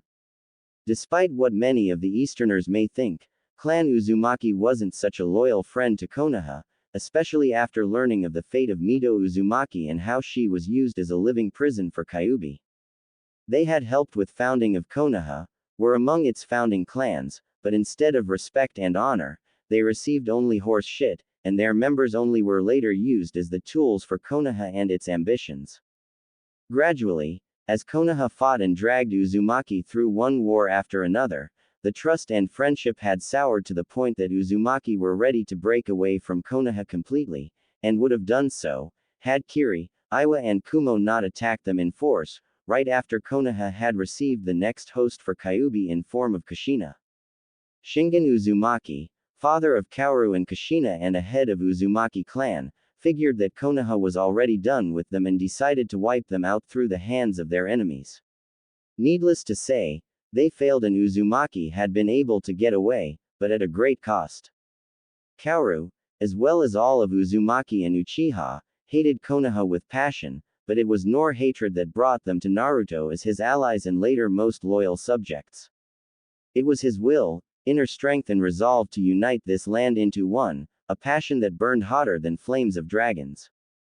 Kaoru and Makoto had pledged their clans and forces to Naruto in his cause, and when he did, uniting this land under one banner and one rule, and Uzumaki with Uchiha continued their loyal service to him. And while Kaoru had seen Naruto as nothing short of her own son, Kushina was an entirely different matter to her, as she despised and even hated her own older sister, and after Kaoru had heard of what had happened to Narumi, head of the Uzumaki, really wished that Sasuke Uchiha was killed off, preferably by her. But still, despite everything that had happened, Narumi wanted to have her mother here with her and she managed to enlist Kaoru to convince her. Kaoru did not want any part in this, but after some talk with Narumi and later on Naruto, she agreed. She wasn't a fan of her sister, that is for sure, but she agreed with Naruto's conditions for Kushina's stay in here. Door inside opened up and Anko walked through with two watchers, who led Kushina, chained up and looking ragged up, but generally okay. It was a secured mystery, what watchers used in their interrogations and how they could break people, and their victims could never tell what was done to them. Kushina had already been interrogated, with healers working their magic on her to heal it, though the memories of the interrogation did remain within her. As Anko and watchers left the room, but not before putting a key on the table, near Kaoru. After that, Kushina looked at her daughter, well and dressed nicely, as well as her sister, before she spoke up. Narumi, are you alright? Your father and I, we haven't heard a thing about you since they took you away. We were worried and had thought. Kushina looked at the both for a moment, before Narumi spoke up. I am alright, mother. Better than I had been for the past 8 years. Narumi offered her mother a seat, which Kushina accepted, though confused at her words. You should know that yesterday I and Kurenai were taken to see Naruto. He has spoken to you. Have you told him that we had nothing to do with it, that Minato? Kushina was already going into a ramble, before Kaoru shut her. Be quiet, sister, because what we have to say to you is more important to you than you can even think. Kaoru stated to her with coldness. You and your husband may not know it, but His Imperial Majesty has been keeping a very close eye on what has been going on in the East, especially in Konoha. And yes, it was he who had granted home and bright future to those that your husband saw as enemies within his village's walls. And he has extended the same offer to Kurenai Yuahi with her child, and to my niece Narumi here. Kushina looked shocked when she heard this, and she looked at her daughter in shock. Narumi, please tell me that you didn't. I have accepted it, mother. Narumi confirmed Kushina's worst fear. Naruto, my real brother, he had offered me a place in here over 2 years ago, and at first me and Kurenai had not accepted it, but now, after years and years of torment and being a pawn in father's hands, I have had it, mom. Brutal beatings, endless missions, constant danger for life, loveless marriage, being a sacrifice to keep at bay the monster. I can't go on like that any longer. Narumi, what are you saying? I know that what Sasuke had done to you was horrible, and I understand you would want a divorce, but your father and I have calmed down and talked about it all, and we believe that you should first wait and consider it all with us. And not only that, you have sworn yourself to Konoha and no Uzumaki had forsaken Konoha, and you are its shinobi. Not to mention, what about Menma, father, and me? Would you really abandon your real family? No, no, this isn't right, this isn't you. It must be Naruto, trying to separate us and, Kushina was already starting ramble at a half-crazed pace, before Narumi, having heard enough, rose up and slapped her mother, hard, grabbing her by shoulders and making her look her in the eye. Mother, do you even hear what you are saying? Just yesterday, you were ready to tear out my father's throat for what he had done with Naruto, and now, what in bloody hell is wrong with you? Exclamation mark. Just 1 minute you are acting like a real Uzumaki should've, and now you are a damn father's fangirl, ready to stand up on your legs like a loyal dog. Narumi shouted at her in shock, with Kushina looking at her in similar shock. Hell, you act just like when you had heard me tell you what that bastard Uchiha had done to me, when back in the cell. What is wrong with you, mother? And nothing is wrong with me, Narumi. I am well, and Naruto is wrong. He is trying to divide us, when he should be helping our family and his father, and not do all this. And Kushina continued to ramble on like half crazy, with Narumi looking at her with fear and shock. Kaoru also listened to it all, and the more she heard Kushina speak, the more she began to suspect that something else was also in play here. Being an Uzumaki and having married to head of Uchiha, Kaoru had learned to easily suspect and discover the subterfuge, lies and manipulations. And now her inner sense was telling her that Kushina wasn't in the clearest state of mind. Or, more appropriately, she is not using her own mind right now. Rising up from her seat, she instantly placed a paralyzing seal upon Kushina, stopping her in track, before walked behind her and lifted up her red hair, looking at her neck. What Kaoru saw there made her blood boil, as she spoke up with hatred. That bastard Minato, of course I should have known that something like that was in play here, Kaoru said with hatred, surprising Narumi. Narumi, come here, dear. There is the answer to the madness that befell my sister. Narumi came in and looked at what Kaoru saw there. Is that a memory alteration seal? Narumi looked at the small seal, which Narumi was able to identify as one, having studied those with Kushina and her father. But it looks strangely altered and different, like it was made for a different purpose, and it seems to have been made rashly. Correct, my dear. This isn't a memory alteration seal, but rather an enslavement seal, a modified and more advanced version of the former seal, developed by one of Uzumaki clan. The seal itself was deemed to be too dangerous and forsaken from usage, but some among us know of it, and I suspect that Kushina knew of it as well and told Minato of it. Kaoru told Narumi. This seal acts directly upon the person's mind, completely nullifying its will and carefully implanting into them a mindset of a completely submissive and controlled person. With this thing on, you can make a person think and believe everything you want, but there is a downside to it. The seal is not permanent and the will of the user will eventually overcome the seal's programming, releasing a person from the control, and if Kushina was anything like she used to be in the past, then it doesn't surprise me that this seal is looking like it is. It wasn't rushed, Narumi, but remade, at least 10 times, and the last time it was remade was just yesterday. Minato, you bastard. Narumi looked in shock at her mother, and now she had realized that all this inaptitude, loss of will and power, as well as obedience to father, all of it was made by her father, who probably could not stand the idea of Kushina straying away from him and had decided to do everything in his power to keep her in check. It also provided Narumi with some answers, most prominent being why mother never left father after learning of what he had done all those years ago with Naruto, as well as many more arguments on this subject that they had, plus why she acted so dually with her situation with Sasuke. To think that her own father had done such a thing, and not just once, but many times on her. Narumi shook her head in shame, as the tears were starting to come out of her eyes, as she turned to her aunt. Aunt Kaoru, please, free her. After all that he has done, what Konoha had done, I can't just. I know, Narumi. And I will. Kaoru's voice wasn't a steel cold or laced with anger, but with sadness and regret, as she easily dispelled and destroyed the seal, with Kushina falling in her sister's arms. Easy, easy, Kushina. The seal has been upon your mind for over 14 years now, just take your time, sister. Kushina's frame stopped shaking, as like a fog had lifted off of her mind, clearing up everything and showing the poor woman all that has happened to her and her family.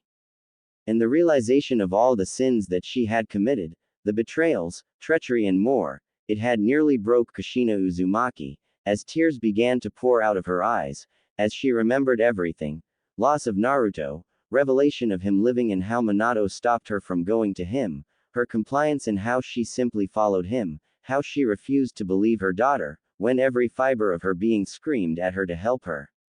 Her entire life, her whole adulthood, Kushina had been nothing more but a pawn in someone's game and others' hands, either because of her status or because of Kyuubi, and Minato destroyed her will, made her his own doll to use, all because he did not wish to see their family fall apart. Kushina had risen up on her own feet, still supported by her sister a little bit, but as the strength returned to her and tears began to fall down, her inner spirit, her will and determination, all of it had finally began to return to her. And with it all, her former haze of love for Minato and Menma had washed away, with anger and fury coming down upon it all, as her heart turned away from them and towards whom she had betrayed for so long, Naruto and Narumi. Minato had used her, made her his slave and used her as a symbol for his own cause. And Menma, he was far too much like his father now, only even more arrogant and pompous. She failed him like a mother, there was no denying it, and she failed all of her children, especially Naruto and Narumi. Her only hopes now were that they would be able to even forgive her for all she had done to them. Kushina looked at her daughter's crying form, with Kaoru unshackling her sister, which pushed Kushina to immediately go to her daughter and embrace her tightly and warmly, like a mother should, crying to her. Narumi, my sweet little daughter, I am sorry, I am so sorry, what have I done to you and Naruto, how weak I was, my sweet little girl, if only I was smarter and stronger, Kushina cried on her daughter's shoulder, before she separated from her and looked at a softer-looking Kaoru. Sister, I. Say nothing more, Kushina. Kaoru stopped her. With all that had happened between Uzumaki and Konoha, with how they had abused us, and what Minato did, and how you were on their side at the start, it will take time for me to accept you back, Kushina. Why yes, I understand it. Kushina said to her, wiping away her tears. My whole clan, I had betrayed them, and for what? Years and years of abuse and suffering, and then later on, I should have listened to father from the start, not been so trusting to that monkey bastard, Naruto, my son. Oh, what have I done to him? Mom, not all is lost. Narumi said to Kushina, drawing her attention. Naruto offered me and Kurenai a place here, a chance to start anew. And I have asked him to extend this proposal to you as well. Kushina looked in shock at her daughter and sister, who continued. Don't get your hopes up, Kushina. Naruto still holds the grudge for all that had happened with him, and he blames you for it. But, seeing what we had discovered here, we'll make sure to tell him everything. It will ease the tensions between you two, but you will still need to find a way to your son's heart. Kaoru told her sister. He is willing to let you stay in the empire, and when he hears of what Minato did to you, he is sure to soften up to you, but, should you betray his trust and remain loyal to Konoha, he will not be merciful. He has lost his wife to traitors, and treason is one thing he would never forgive. No, I understand. Kushina understood them, looking at Narumi. My poor little girl, Minato and others, they've abused our clan for far too long. I'll be damned if I ever let Konoha dictate me how to live. I've betrayed my family and my children for far too long, and I won't do it ever again. Tell Naruto that I will do anything and everything to win his trust to me, and that I want someone examine me and my body. Narumi and Kaoru looked at her confused. After all that had happened, I want to be bloody sure that there is nothing on me that Minato or his frog pervert master had placed on me or my mind. I will not betray my children, willingly or not, never. Kaoru nodded to her, with Narumi smiling to her. Now this sounds like Kushina Uzumaki I knew once. Don't worry, we'll take of it all, and afterwards, all you'll need to worry about is making up to your son, Kushina. Kaoru assured her. And make up to him I will, Kaoru. You can count on it. Kushina had thought to herself with a determination of a true Uzumaki. End of flashback. When Naruto had heard all the details about what had happened to his mother and what Minato had done to her, he just as shocked as he was infuriated and disgusted with Minato. To use Kushina like a pawn in his games, to enslave her in such a manner and make her obedient, just because of her finding out the truth about him, the first impulse that Naruto had after hearing it all was to have Minato beheaded, but he had withheld from it, as it would serve to immediately start up a conflict between his empire and Hai no Kuni, a conflict that he wanted to avoid for now. Dealing with Danzo was justified, as it was well proven that he acted of his own behest and with Konoha and Daimyo having no part in it. Still, this has served well to Naruto, as it put Konoha in a really vulnerable position before him, and allowed him to dictate the terms of their release, which were pretty simple, yet humiliating to them. Relinquish all charges against the people of Konoha that Naruto harbors in Empire, and let Narumi, Kurenai, Mirai and Kushina go. Minato had wanted to protest, but after witnessing the Watchers and their interrogation, as well as being directly told that it was either this, or Naruto will have all of Konoha destroyed within a fortnight, Minato decided to comply, though reluctantly. Hokage and his group were also near the Imperial Gallery, with all of them looking ragged, weak and miserable, especially Sasuke Uchiha and his wife Sakura. Sasuke had not been interrogated, no, he was directly tortured by the Watchers. There was a clear and firm differentiation between interrogation and torture, and while most of Konoha's delegation were interrogated, which was in many cases worse than direct torture by Konoha specialists, Sasuke and Danzo were tortured, which was a whole different and new level from Watchers' interrogation. His frame was now thinner, covered in scars, and his skin seemed paler, with his hair now having far more gray in them, and it even seemed like he was barely standing. And as for Sakura, her head was completely gray after seeing all that has been done to Sasuke. Her hands were permanently damaged and she could not even move her fingers properly, and her tongue was gone as well, rendering Sakura completely and utterly broken, just as Naruto had wanted. The gates of the prison opened up and from there came a squad of 12 Watchers, led by a night elf woman in armor and black cloak, completely covering her frame. They were escorting Danzo Shimura, with one hand, one eye and completely deprived of his powers. He was no longer the symbol of dark might of Konoha, but just a feeble, broke old man without anything to call his own, and his dreams were shattered completely. All he now could do is accept his death with dignity. He was led to the execution podium, as a big, near-giant orc, with tusks of a great beast on his shoulders and black pants as his garments and with a big, one-sided great axe, with fangs on the opposite to the blade side. He was completely bald, with yellow eyes, and looking as menacing as it could be. He was a son of one of Orc's chieftains, sent in here to represent the voice of Orcs alongside some of his brethren, along with serving as one of royal guards to Naruto. He not always liked to wear his armor, but he did so, as Garrosh Hellscream, son of Grom Hellscream, always did his duty, and now it was to execute this cur. He placed his axe near his bent victim, as Gabriel Windrunner addressed the people of the city. Good people of Numenor, the man you see before all of you has come to our lands as an ambassador and herald of his lord, daimyo of Land of Fire. However, instead of good grace and humbleness, he came with deceit and spite. He and his comrades here had conspired to turn our emperor away from our partners and friends, to make us go back on our trust to those we are loyal to. Their schemes have been found out, but this man had the gall to use a visual jutsu, that would enslave all on whom it was casted down. The people immediately roared in indignation and fury, before Naruto silenced them personally, raising his hand and calming them. Fear not, good people, for I stand here before you, unharmed and as strong as ever. I know that news of this have spread far and wide, but let me make this crystal to all my loyal subjects and my enemies, hidden and known, that the Emperor Naruto Pendragon stands here before his people, and that he will never succumb to any sorcery or schemes that intend to poison my mind. The crowd cheered for their emperor.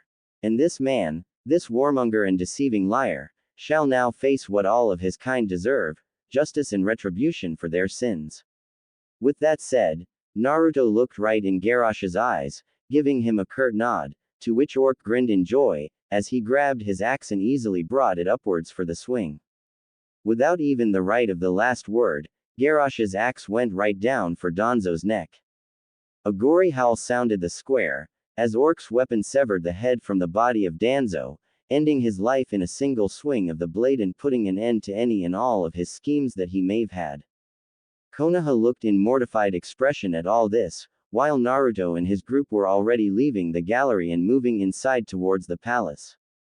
At Naruto's side came Hiashi, who had aged and no longer projected the look of a stern and cold head of Hyuga clan, but was now a man of softer heart and soul, living the life of peace and watching from sidelines with satisfaction how his clansmen had went away from their ways of war and integrated into peace, along with raising his granddaughters.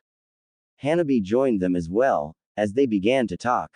I had always considered Danzo to be a main threat to the security and prosperity of Konoha, despite what he had claimed.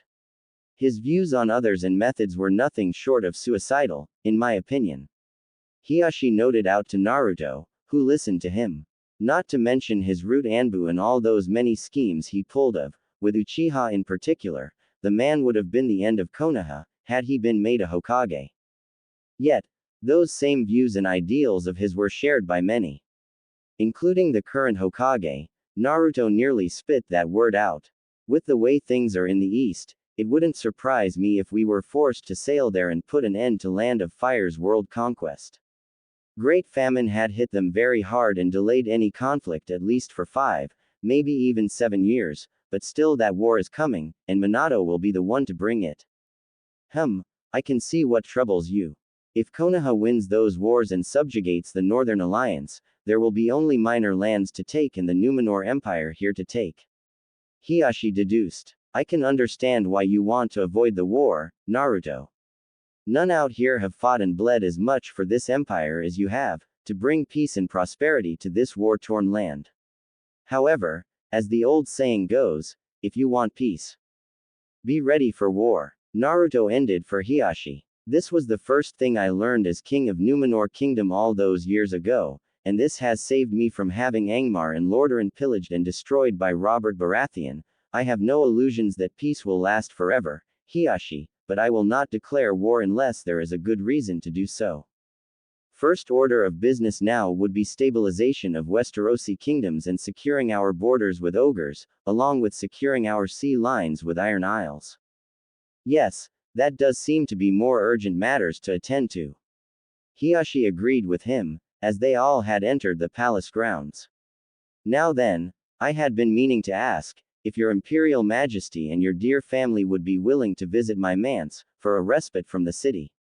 It has been quite a while since I saw Himawari and Shuri, along with the rest of your children, and in my age, you wouldn't know when it would be your last day. Father, again with your usual song. Hanabi looked at him accusingly, while Naruto simply chuckled with Hiashi. I won't hear any of this talk, are we clear? Ever again, and yes, I believe that we will do so, and children will be happy to get out of city for a few days. Hanabi looked at Naruto, who only nodded at this one with a smile. Now, mind telling me what shall be done with Konoha's delegation and how should I handle them? I am due to meet with them in an hour, so what is your decision on this matter? The same as it had been, Hanabi. Tell them that they will depart for their continent in 2 days and that I will hear no more of it. If they wish to come again, they are welcome to do so on the anniversary tournament of unification in 7 months' time from now. Naruto surprised Hanabi with this decision. Personally, I would like not to have any more works with them, but Semiramis insisted on this. She would not tell me why, but knowing her, it is best I sometimes not ask for answers on questions that will be answered in due time, as she likes to tell me. Naruto's group began to disperse through the palace, and soon enough he was left alone for a bit, as he headed towards the gardens, deciding to have a little bit of personal time, with Neji being dismissed by him for a time. It did not take him long to reach them, but once he got there, he saw something that brought a smile to his face. His eldest daughter, a small copy of Hinata, Himawari, was playing around with younger boy, her half-brother, who inherited both the looks of his father and mother. Much like Naruto, he had a similar shaped face, but it was more gracious and elven, with his eyes brighter blue and glow, along with elongated ears, and lighter tone of his blonde hair. He was Naruto's fourth child, and his second son, born from a union with his high elf consort, Kirin Pendragon Windrunner, who was actually supposed to be with his mother visiting her homeland of Quel'Thalas. Smiling, Naruto stepped closer and spoke up in a bit of a playful tone. Do my eyes deceive me, or is it my small ranger I see trying to kidnap his sister? Both Himawari and Kirin turned to face Naruto, smiling to him. Papa. Both of them ran to him and hugged him, with Naruto hugging both of them, while kissing his daughter's cheek. Now, Kirin, while I am very happy to see you playing with your older sister, what are you doing in here, young man? Should you not be with your mother in Quel'Thalas, and if so, how come are you here and you two are playing with any adults watching over you? Naruto asked of his son, though he probably knew the answer to those questions, and he knew that at least 5 watchers were watching over the kids. Mama said that you were not well, Papa, and she wanted to come here really fast, so we stepped through magic gates and came here. Kirin explained to his father. And we are not alone. Mama would never even think about leaving her son and his sister unsupervised. Voiced an elegant, beautiful, yet a little bit strict voice of Kirin's mother, making Naruto stand up and turn to face her. Before Naruto stood a tall, slender beauty of a woman, very closely resembling Verisa, but with blonde bright hair, dressed in green and black, with a blue marking over her left eye. She once was in still Quel'Thalas's Ranger General, who had originally began as an enemy of Naruto, when he moved towards Dundane with his forces, intending to make peace and alliance with High Elves. The conflict between Elven and human kingdoms raged for many centuries and it was high time that Naruto made peace, but before that, he would have to fight a civil war between the ruling Sunstrider dynasty and House Windrunner that risen against them in Dundane. Having supported Windrunner faction, Naruto helped install peace and prosperity by letting a more modern and amicably oriented house take over in power, with Sylvanas Windrunner becoming the queen of Quel'Thalas, with her husband being the last of Sunstrider dynasty and one of her supporters, Hirandel Sunstrider. Soon after that, as a sign of friendship and loyalty, Quel'Thalas willingly joined Naruto's empire, and Sylvanas, elder sister, Illyria Windrunner, became his consort, one of his most trusted generals and before long, a mother to their son Kirin. And if there was something that Naruto had learned about Illyria, is that her loyalty and love towards him were undisputed, as well as the strength of her character. She looked at her husband without even giving away a single emotion on her beautiful face, until she spoke up. Imagine my horror and shock when I heard from ladies of the court that my husband, father to our son and my love, has been attacked and nearly made into a puppet of a foreign delegate. Leaving all of our belongings, I had my sister's mages teleport both of us here, and now I find you here, well and safe. Illyria blinked a couple of times to him, before she turned to the kids. Hima, why don't you show Kirin those flowers that you and Verisa had grew here? Your father and I need to talk about adult things. Himawari, though just about 10 years old, already knew that her father was in trouble and that it was best she and her brother didn't see it, so she led Kirin to the other side of the garden, safely away from his mother's righteous fury. Well, there goes my 2 best shields in the realm against Illyria's fury, Naruto mentally sighed, as he looked his wife in the eyes and spoke up. Illyria, my love, I know that you are angry with me and angry with you. Oh, my dear husband, I am not angry with you. I am more annoyed with your carelessness, for which you will have to answer later, but who I am really angry are those damned mongrels that had dared to attack you in such manner. Illyria finally showed her fury in display to Naruto, who took seemingly without flinching. Give me a single good reason why I should not take my bow and arrows and show them what it means to attack the emperor and how you pay for it. The man responsible for it has been executed just half an hour ago, and as for the rest of delegates, they've been introduced to watchers and their interrogations, and as we both know, it is in many ways worse than death. Naruto assured Illyria, softly taking her hand into his. Illyria, I was careless, yes, and I am very sorry that I had you worried. But you know that there first be snow in Dorne before I became careless enough as to let them control me, especially with Semiramis, royal guards and all others protecting me. Although, to be fair, without you, my fiercest beauty, I do feel a bit more vulnerable. Naruto smiled to her, with Illyria proudly turning her head away, though with a bit of a blush on her cheeks. HMPH, of course you should feel that way, or have you forgotten who was it that saved you all those times during your eastern campaigns with ogres? Neji is good and all, but my rangers and I made sure that no assassin got close within 1,000 yards to you. Illyria reminded to him, with Naruto chuckling to her. Now, how do you compensate for all my worrying for you? Beware, that I, without even letting her finish, Naruto swiftly grabbed Illyria's waist and pulled her to him, their lips meeting each other. Though by all rules, Illyria should have been infuriated by this action, but deep down inside, she was mellowing at the touch of her husband and the affection. She was a high elf, a noble woman and a military one, but even so, she was a woman and extremely loyal to her husband. She could act with dignity, wounded pride and honor, but deep down, as they both knew, she had a soft and tender heart. Their relation may have began as just politics, but soon enough, their love bloomed and Illyria swore to protect it at all costs, as did Naruto. She didn't push away, but pulled closer, letting him hold her close to her and love her, as they closed their eyes in a loving and passionate kiss. Had they not been in gardens, but in their chambers, Illyria would not waste time and ravage her husband, but for now, this was enough after a month absence. Plus, the nights were starting to become longer. They had separated after the need of air become stronger, with Naruto looking lovingly at his consort and gently rubbing her cheek, Illyria taking that hand in her palm with a smile. I missed you, Illyria. Naruto admitted to her. Next time, we both will be going to Quel'Thalas. I hear it is beautiful in winter times. And warmer than Numenor. And I missed you too, my love. Illyria embraced her husband, who answered on this affection. I'm surprised that I found Himawari alone and saddened. She is usually with Demon in this time of day, with him tutoring her in literature. Is he away?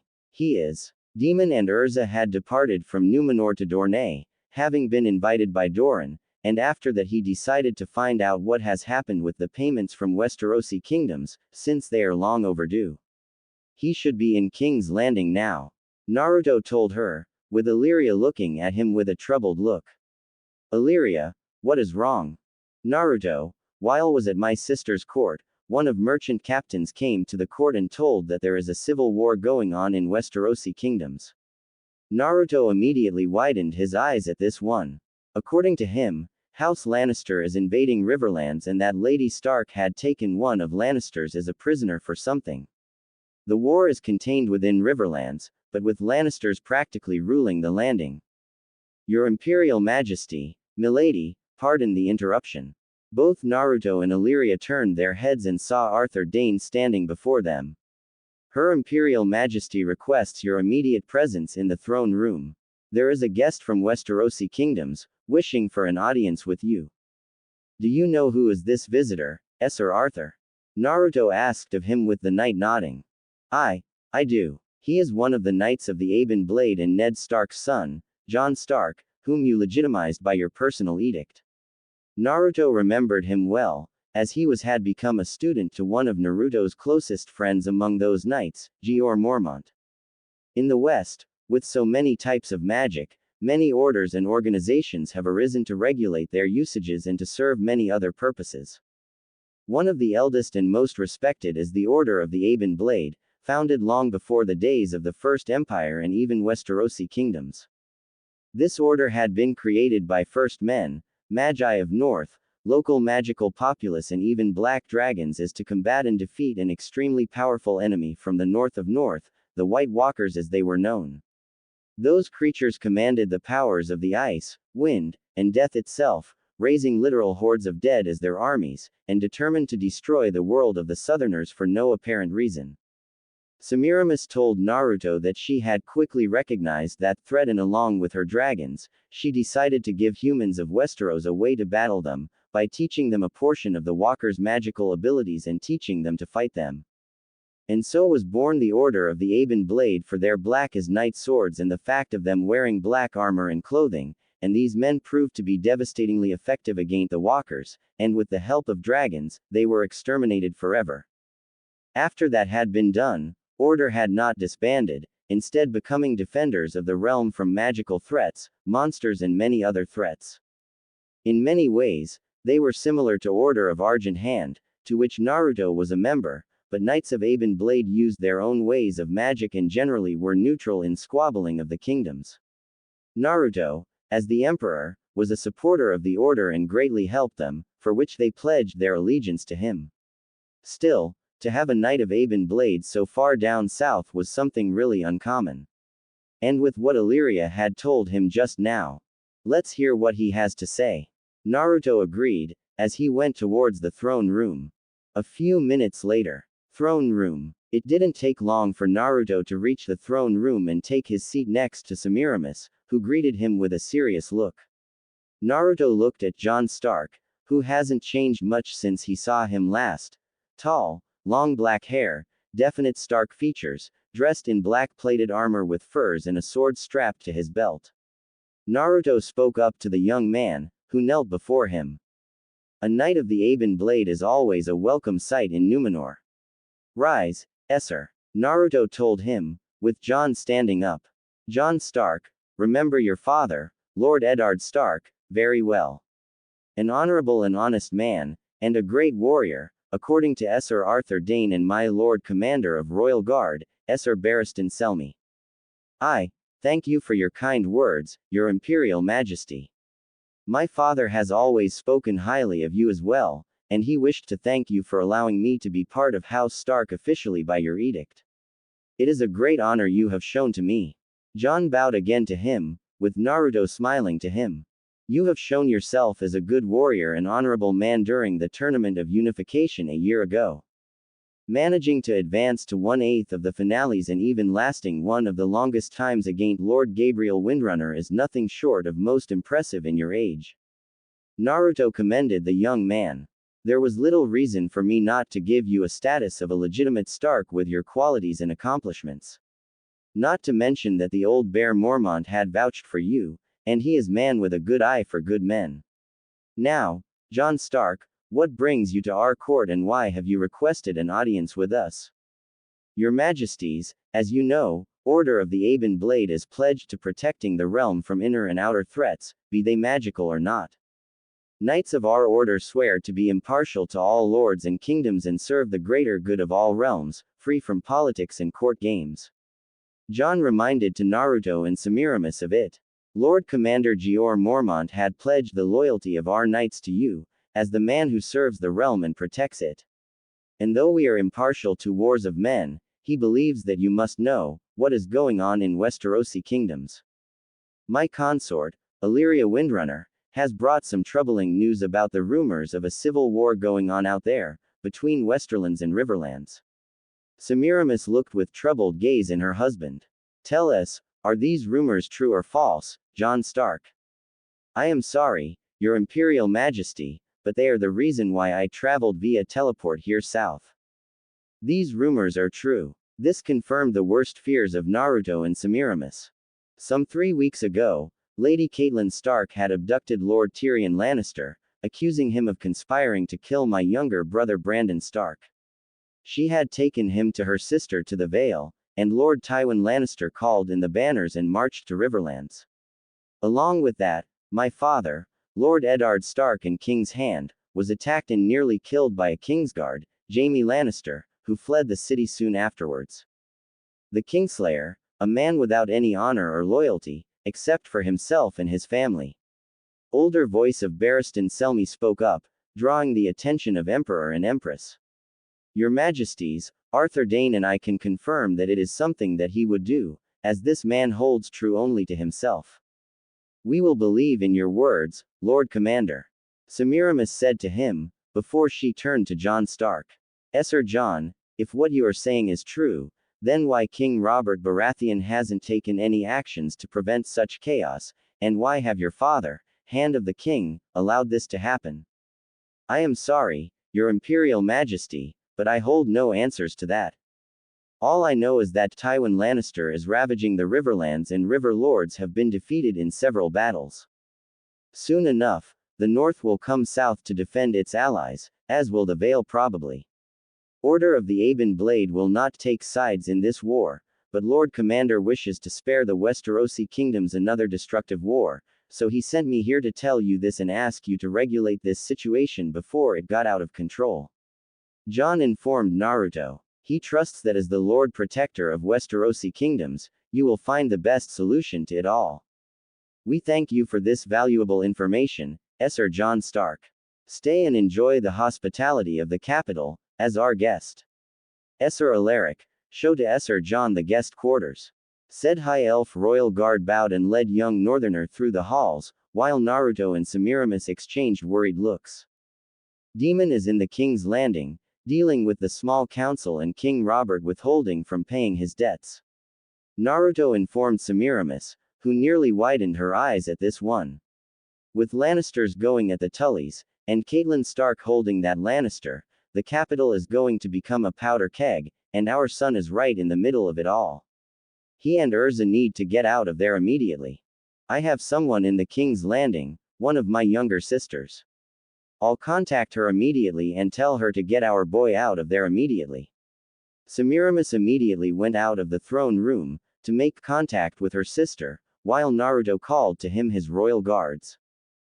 Sir Arthur, inform High Lord Gabriel to assemble Marshal of North, Archmages of Dalaran, Admirals of Kul Tiras, Gilneas and of our 2nd and 5th fleets in the war room in an hour. The said man immediately left to find Emperor's Hand. Demon, please be safe out there, and get me representatives from Lannister, Tully and Stark houses, and King's representative immediately. I'll have words with them all. Naruto wasn't going to let his own holdings in the north spiral down into a chaos. Meanwhile, King's Landing, throne room. Demon had suspected that there would be some interesting things happening here and there in Westerosi kingdoms, but he most certainly did not expect nor plan to find himself in the middle of a political coup d'état, instigated by Lannisters, right after King Robert's death. And all had started out well enough. He managed to get his explanation and assurances of immediate payment from Eddard Stark, Hand of the King, and later on even dined with him. Oh, if only he had not done this, but then again, when a man as good and honorable as Ned Stark shares with you a secret about the royal family, whether you want or not, you become the part of Game of Thrones, so to speak. And the secret turned out to be that all of Robert's legitimate children were bastards of the Queen and her own twin brother. After a bit of thinking, investigation and throwing up at the very idea of it all, Demon decided that with this all being the case, best course of action for him was to immediately go back home and inform his father about it all, plus there were genealogical evidences that Eddard Stark had provided. If only King Robert wasn't gutted by that damn boar and died on the same day, if only Demon wasn't courteous enough to stay and offer condolences. Turns out, Westerosi kingdoms didn't exactly heard about the mourning the dead and traditions, as the very next day, which is today, Lord Stark had tried to seize the throne away from Lannisters, got stopped and put into black cells. And why was Demon involved in all of this? Because he just happened to be in the wrong place at the wrong time, which were the throne room and right after the very dethroning attempt. And now he and Urza were surrounded by the Golden Cloaks, King's guards and Lannister soldiers, with the Queen Regent speaking up to them. Your Imperial Highness, I hope you will forgive us this very unsightly scene. As you bore witness, Lord Eddard Stark has treacherously tried to seize the throne for himself from the rightful king. I am sure that when you write to your father and mother, this will be what you tell them, am I right? Cersei asked of him with a poison-laced voice, with Demon responding to her. Pardon me, milady, but I believe all of us here have saw what really happened. You officially committed an act of treason by destroying the last will of King Robert Baratheon and not following. Attacked the king's hand and had essentially usurped the Iron Throne for your own. Daemon looked at the shaking in fury Joffrey and seething Cersei Lannister. And as Crown Prince of Numenor, I confirm that Ned Stark's words are true. Your son and all your other children are nothing more but result of your inbreeding with your own twin Jaime Lannister. The members of the court gasped when Crown Prince had so boldly proclaimed it all, with Cersei speaking up again. Careful with what you are saying, young prince. Right now, your very life depends on whether or not you decide to be cooperative or not with us.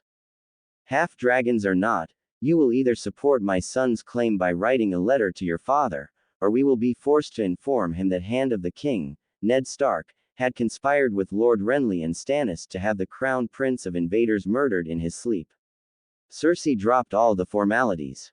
I am sure that you will make the right choice and enjoy your prolonged stay in King's Landing in relative safety.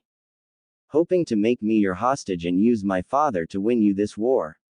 You can count me out of this scheme, because Dorne will freeze over 3 times and thaw out 3 times before a black dragon kneels before an inbreed and his inbreeding mother. Daemon stated without even showing any fear, before Joffrey rose up in anger and shouted. Kill him. Kill this bastard and his whore bitch. I want their heads on the spikes. Joffrey shouted in near psychotic scream, with Daemon simply smirking at him. You made a grave mistake, bastard. Daemon simply stated, as 3 of the Kingsguards began to close on him and Urza. Urza was ready to move to intercept them, but Daemon stopped her with his hand, before untied the sword of his belt, letting it drop on the floor. When Kingsguards saw it, they laughed at it, as the bravest, or the dumbest one, decided to take a swing at him and sent his sword right down on him. Too bad for him, he had not thought that even if Daemon was not a full-born dragon, he was still more dragon than all of Targaryens combined. Catching the sword with his left hand, clothing upon Daemon began to change into a plated and scaled armor of black color, covering him completely, made in a fashion of dragon scales, while in his right hand materialized a big black mace with 6 thick, long and sharp flanges. Easily moving away the caught blade, Daemon sends his weapon at the Kingsguard and in a single strike, literally destroys his head with his mace, splattering what remained of his head and helmet all over the throne room. Not missing a beat and grabbing his mace with both hands, Daemon quickly parries a slashing attack from another Kingsguard and smashes his mace on the side of his helmet, carving right through and crushing the head of the poor sod. The last Kingsguard, having seen this, was already backing away, but unfortunately for him, Daemon was faster, with his mace slashing at his legs, making fall down and cry out in pain, as his legs were destroyed utterly, before he was silenced by all 6 flanges piercing his skull. The throne room fell silent, until Daemon spoke up. When I was 3, my father had started to teach me how to wield a sword, but I turned out to be quite a bit clumsy for it. Always put too much strength into my swings and strikes, and with my blood, you can imagine the results. Daemon took his mace out of the skull of the poor dead Kingsguard. So, instead of teaching me how to wield a sword, he had my grandfather teaching me how to wield a hammer, in which I was much better, but still not fully my own weapon. Finally, on my 5th birthday, King of Dwarves has gifted me this mace. Made of the Aben Mithril, toughest metal in Mountains of Dwarves, this thing weighs about 45 kilograms, which is damn bloody heavy to carry with you, especially in armor like mine, even for me. But, half-dragons are damn fast learners and grow into such things really fast, and so did I. Daemon simply stated to Joffrey and others, as he easily put his mace on his shoulder. So, who wants to have a taste it? The very next moments, City Watch and Lannister forces all got up in their arms and surrounded Daemon and Urza, who by then had summoned up 2 swords and changed her attire into a one of resembling Valkyrie, with over 20 swords floating near her. In shock and awe, the guards miss their mark when Urza simply flies upwards and rains down her weapons. A slaughter ensues as her swords all reach their targets. Daemon, who is now facing off against a dozen more guards, all standing between him and the result of incestuous relations that is Joffrey, decides to suddenly fall back, much closer to the doors. Urza descends down and takes up a guard near him, but he pushes her out of his way, speaking up. We need to get Eddard Stark and his kids. Without him, there isn't much evidence against Cersei and Lannisters, plus we need to keep the North in the fold. Demon explains to Urza, who looks at him with a near-shock expression, understanding what needs to be done. I'll cover for you and join shortly, you go and get them all. And leave all alone here with them. Are you mad? There is no way. Urza was about to argue, when she looked Demon in the eyes, his draconian eyes, realizing it wasn't up for the debate. Stay safe, my heart. With that she spearheads out of the throne room, with Demon simply smiling. As do you, my red angel. Demon puts his massive mace down, as Cersei speaks up. Your own lover has abandoned you now, dear prince. She must have realized that even with all the magic at her hands, she can't defeat the true king of Westeros. Cersei foolishly pointed out to him, with Demon simply chuckling with a smirk to her.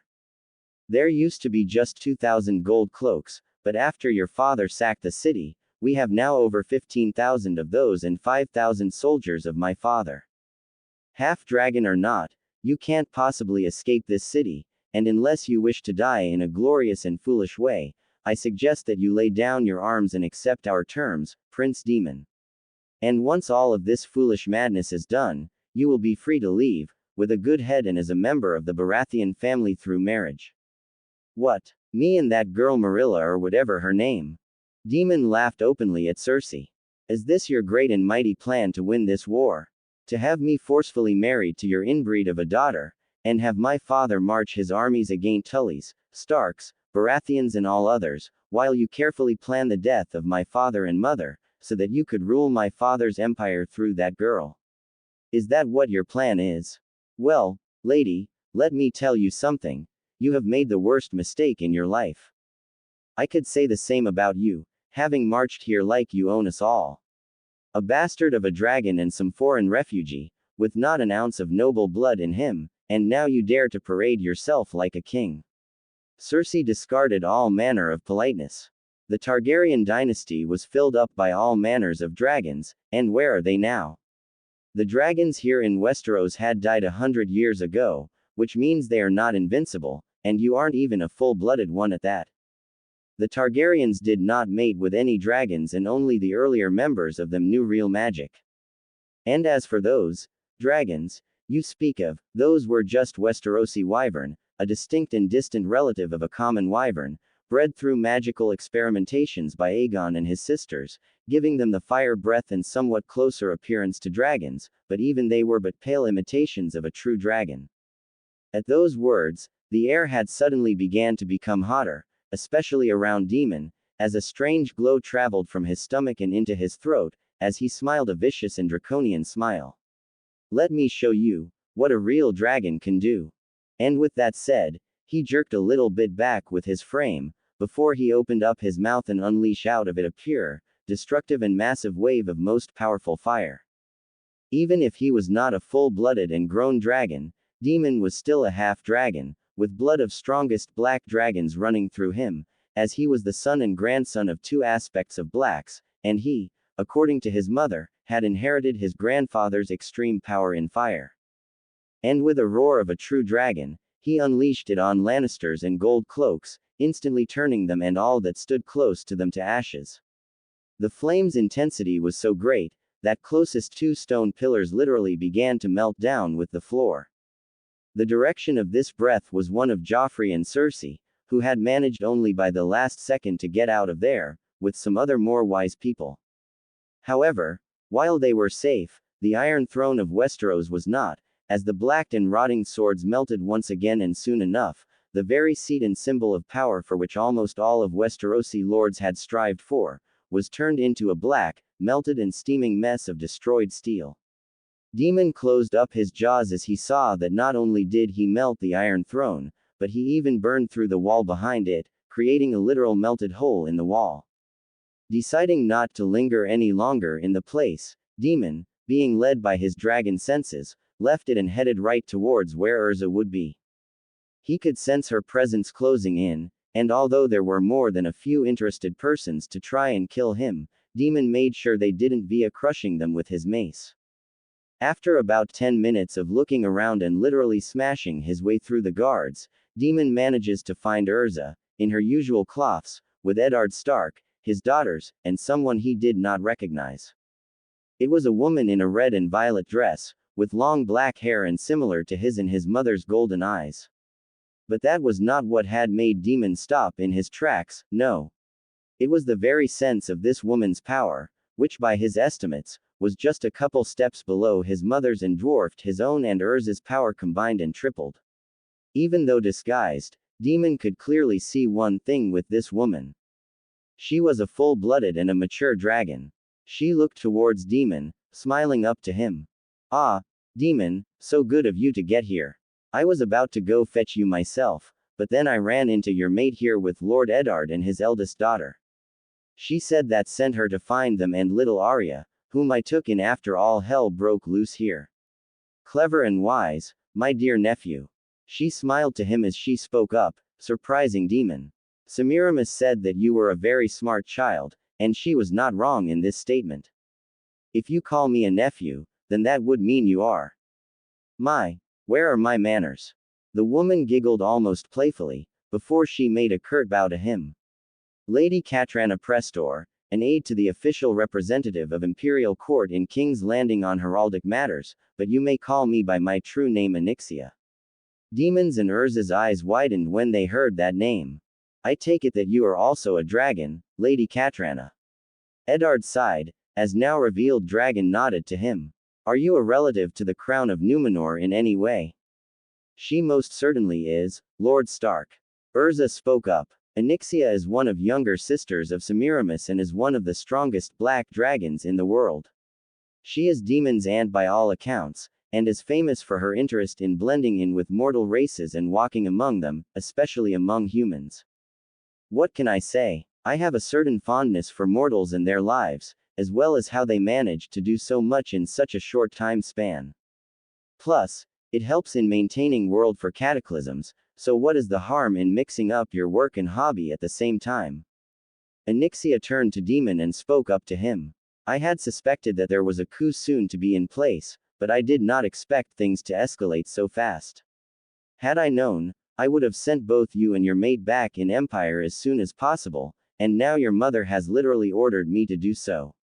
Someone from the Aben Blades has informed her and Naruto about the chaos going on in here, and she wants you tens of thousands of miles away from this hell. Can't say I disagree, milady. Demon stepped closer, as Anixia began to cast up her spell, putting in Arya and Sansa. Is this magic? Sansa asked out loud. Yeah, a teleportation spell. Are you taking us straight to Numenor? Urza asked of her, with Anixia nodding. No sense in going in other places. And sorry, Lord Stark, but it is for the best you presented all of your evidences and words to the Emperor and my sister. After that, I can guarantee that you and your family will be safely returned back in Winterfell. Eddard decided to trust in words of Katrana and nodded to her. All right, milord, girls. Since this is your first teleport, don't be afraid if you feel a bit of a headache and nausea. All of that is normal after a teleport and during pregnancy, especially with the latter one. With this said, Anixia teleported them all right out of the Red Keep and out of Westerosi kingdoms. Second Numenor Empire. Numenor City. Royal Imperial Palace. Your damned mountain Clegane has raised over 20 villages already, and the count of dead is going in hundreds. And now your brother and his Kingslayer's son with the army into our lands, and that blonde disappointment of a knight lays siege to my home castle. Shouted Lord Brynden Tully, known as Blackfish, and a brother to Lord Paramount of Riverlands. Had your niece not kidnapped Tyrion for whatever madness that had possessed her, there wouldn't have been a reason to begin this conflict. And let it not be forgotten that it was her husband that has given her the command to do so. Countered Kevin Lannister, brother to Tywin Lannister and his representative in Numenor. If Lady Catelyn Tully had not done that, there wouldn't be any reason for this war. Perhaps you need to go to the Vale and teach her some manners, Lord Blackfish. And does that justify the fact that your nephew had attacked my brother, Lord Kevin? Make no mistake, the North remembers, and we never forget those that had wronged us. Jaime had attacked the king's hand in broad daylight and had fled the city afterwards. I'm actually surprised that your brother hadn't had him in chains, said Benjen Stark, representative of the North and Starks. As far as I had heard, Lord Stark has discarded himself of that title right in front of Robert, and I can't exactly blame him. After all, it was the question of payment to the Emperor that caused the rift. Perhaps, had your brother not opted to surrender and continue on fighting, we would, casually and nearly without care spoke Renly Baratheon, representative of the Baratheon house and of the crown. Silence, roared the mighty and powerful voice of Naruto, who has had more than enough of their childlike squabbles.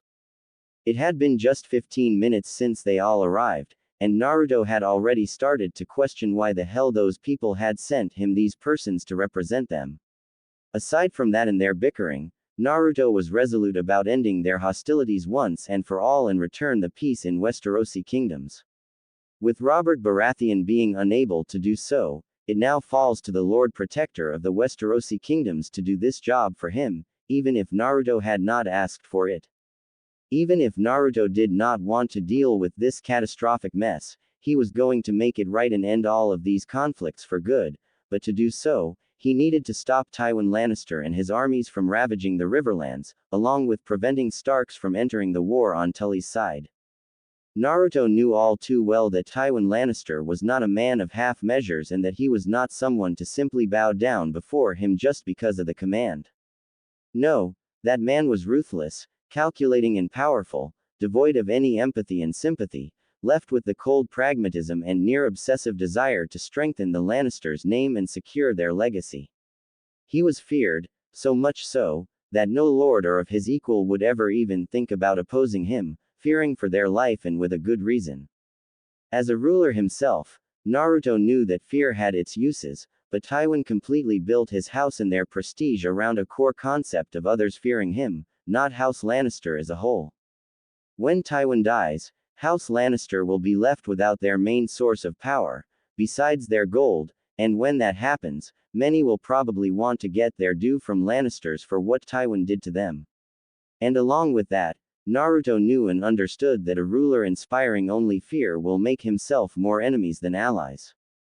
Fear has a unique unifying effect on those that hold it towards someone, as Naruto had seen. Orcish clans, formerly bitter enemies to each other, united into the horde under the threat of ogres and Naruto's empire. Night elves, divided into simple night elves, who were practicing druidism, highborns, the practitioners of arcane magic, and nightborn, isolationists and former traitors to Night Elven Empire, had united together once more when the Empire of Navarra, a major enemy to Numenor, had invaded their lands. There were other instances, but the point was clear, and it seemed like Tywin didn't understand it. Fear is only effective for as long as your enemies do not understand that united, they can destroy you. And Emperor of Numenor wouldn't be surprised to soon find Lannisters surrounded by enemies from all sides. Still, while he would like to see Tywin Lannister humbled a second time, with the first time being the taking of Castle Rock, his castle, right from under him, Naruto needed to settle this mess as soon as possible, and the last thing he needed was these people literally ignoring him in favor of each other. Representatives, I thought I had summoned grown and educated men, not squabbling 5-year-olds. Naruto looked at them with accusation, shutting them all down. I have been well informed by Knight of the Ebon Blade and my spymaster about this entire situation already, but I have a question for you, Lord Renly. What the hell is your brother doing, by allowing his sworn lords run amok as they please? Your Imperial Majesty, my brother isn't exactly the best type for ruling. He is good in taking the thrones, much like you, but not exactly well suited to sit in one. Renly simply said to Naruto. His hand, Jon Arryn, was the one running the kingdoms for him, so if you want, you can blame him and Ned Stark for. Lord Renly, the faults of your brother are his own shortcomings, and the fact that he is the king and completely ignores his duties of ruling are his faults, and if you think that I will blame his scapegoats, so to speak, you are mistaken. Naruto simply stated to him. High Lord Gabriel Windrunner is the hand of the Emperor, yet none blames him for my own shortcomings and problems. No, you will direct your brother this message and warning. Start ruling the Westerosi kingdoms and deal with all of their trouble, or I will find someone more suited for this job instead of him.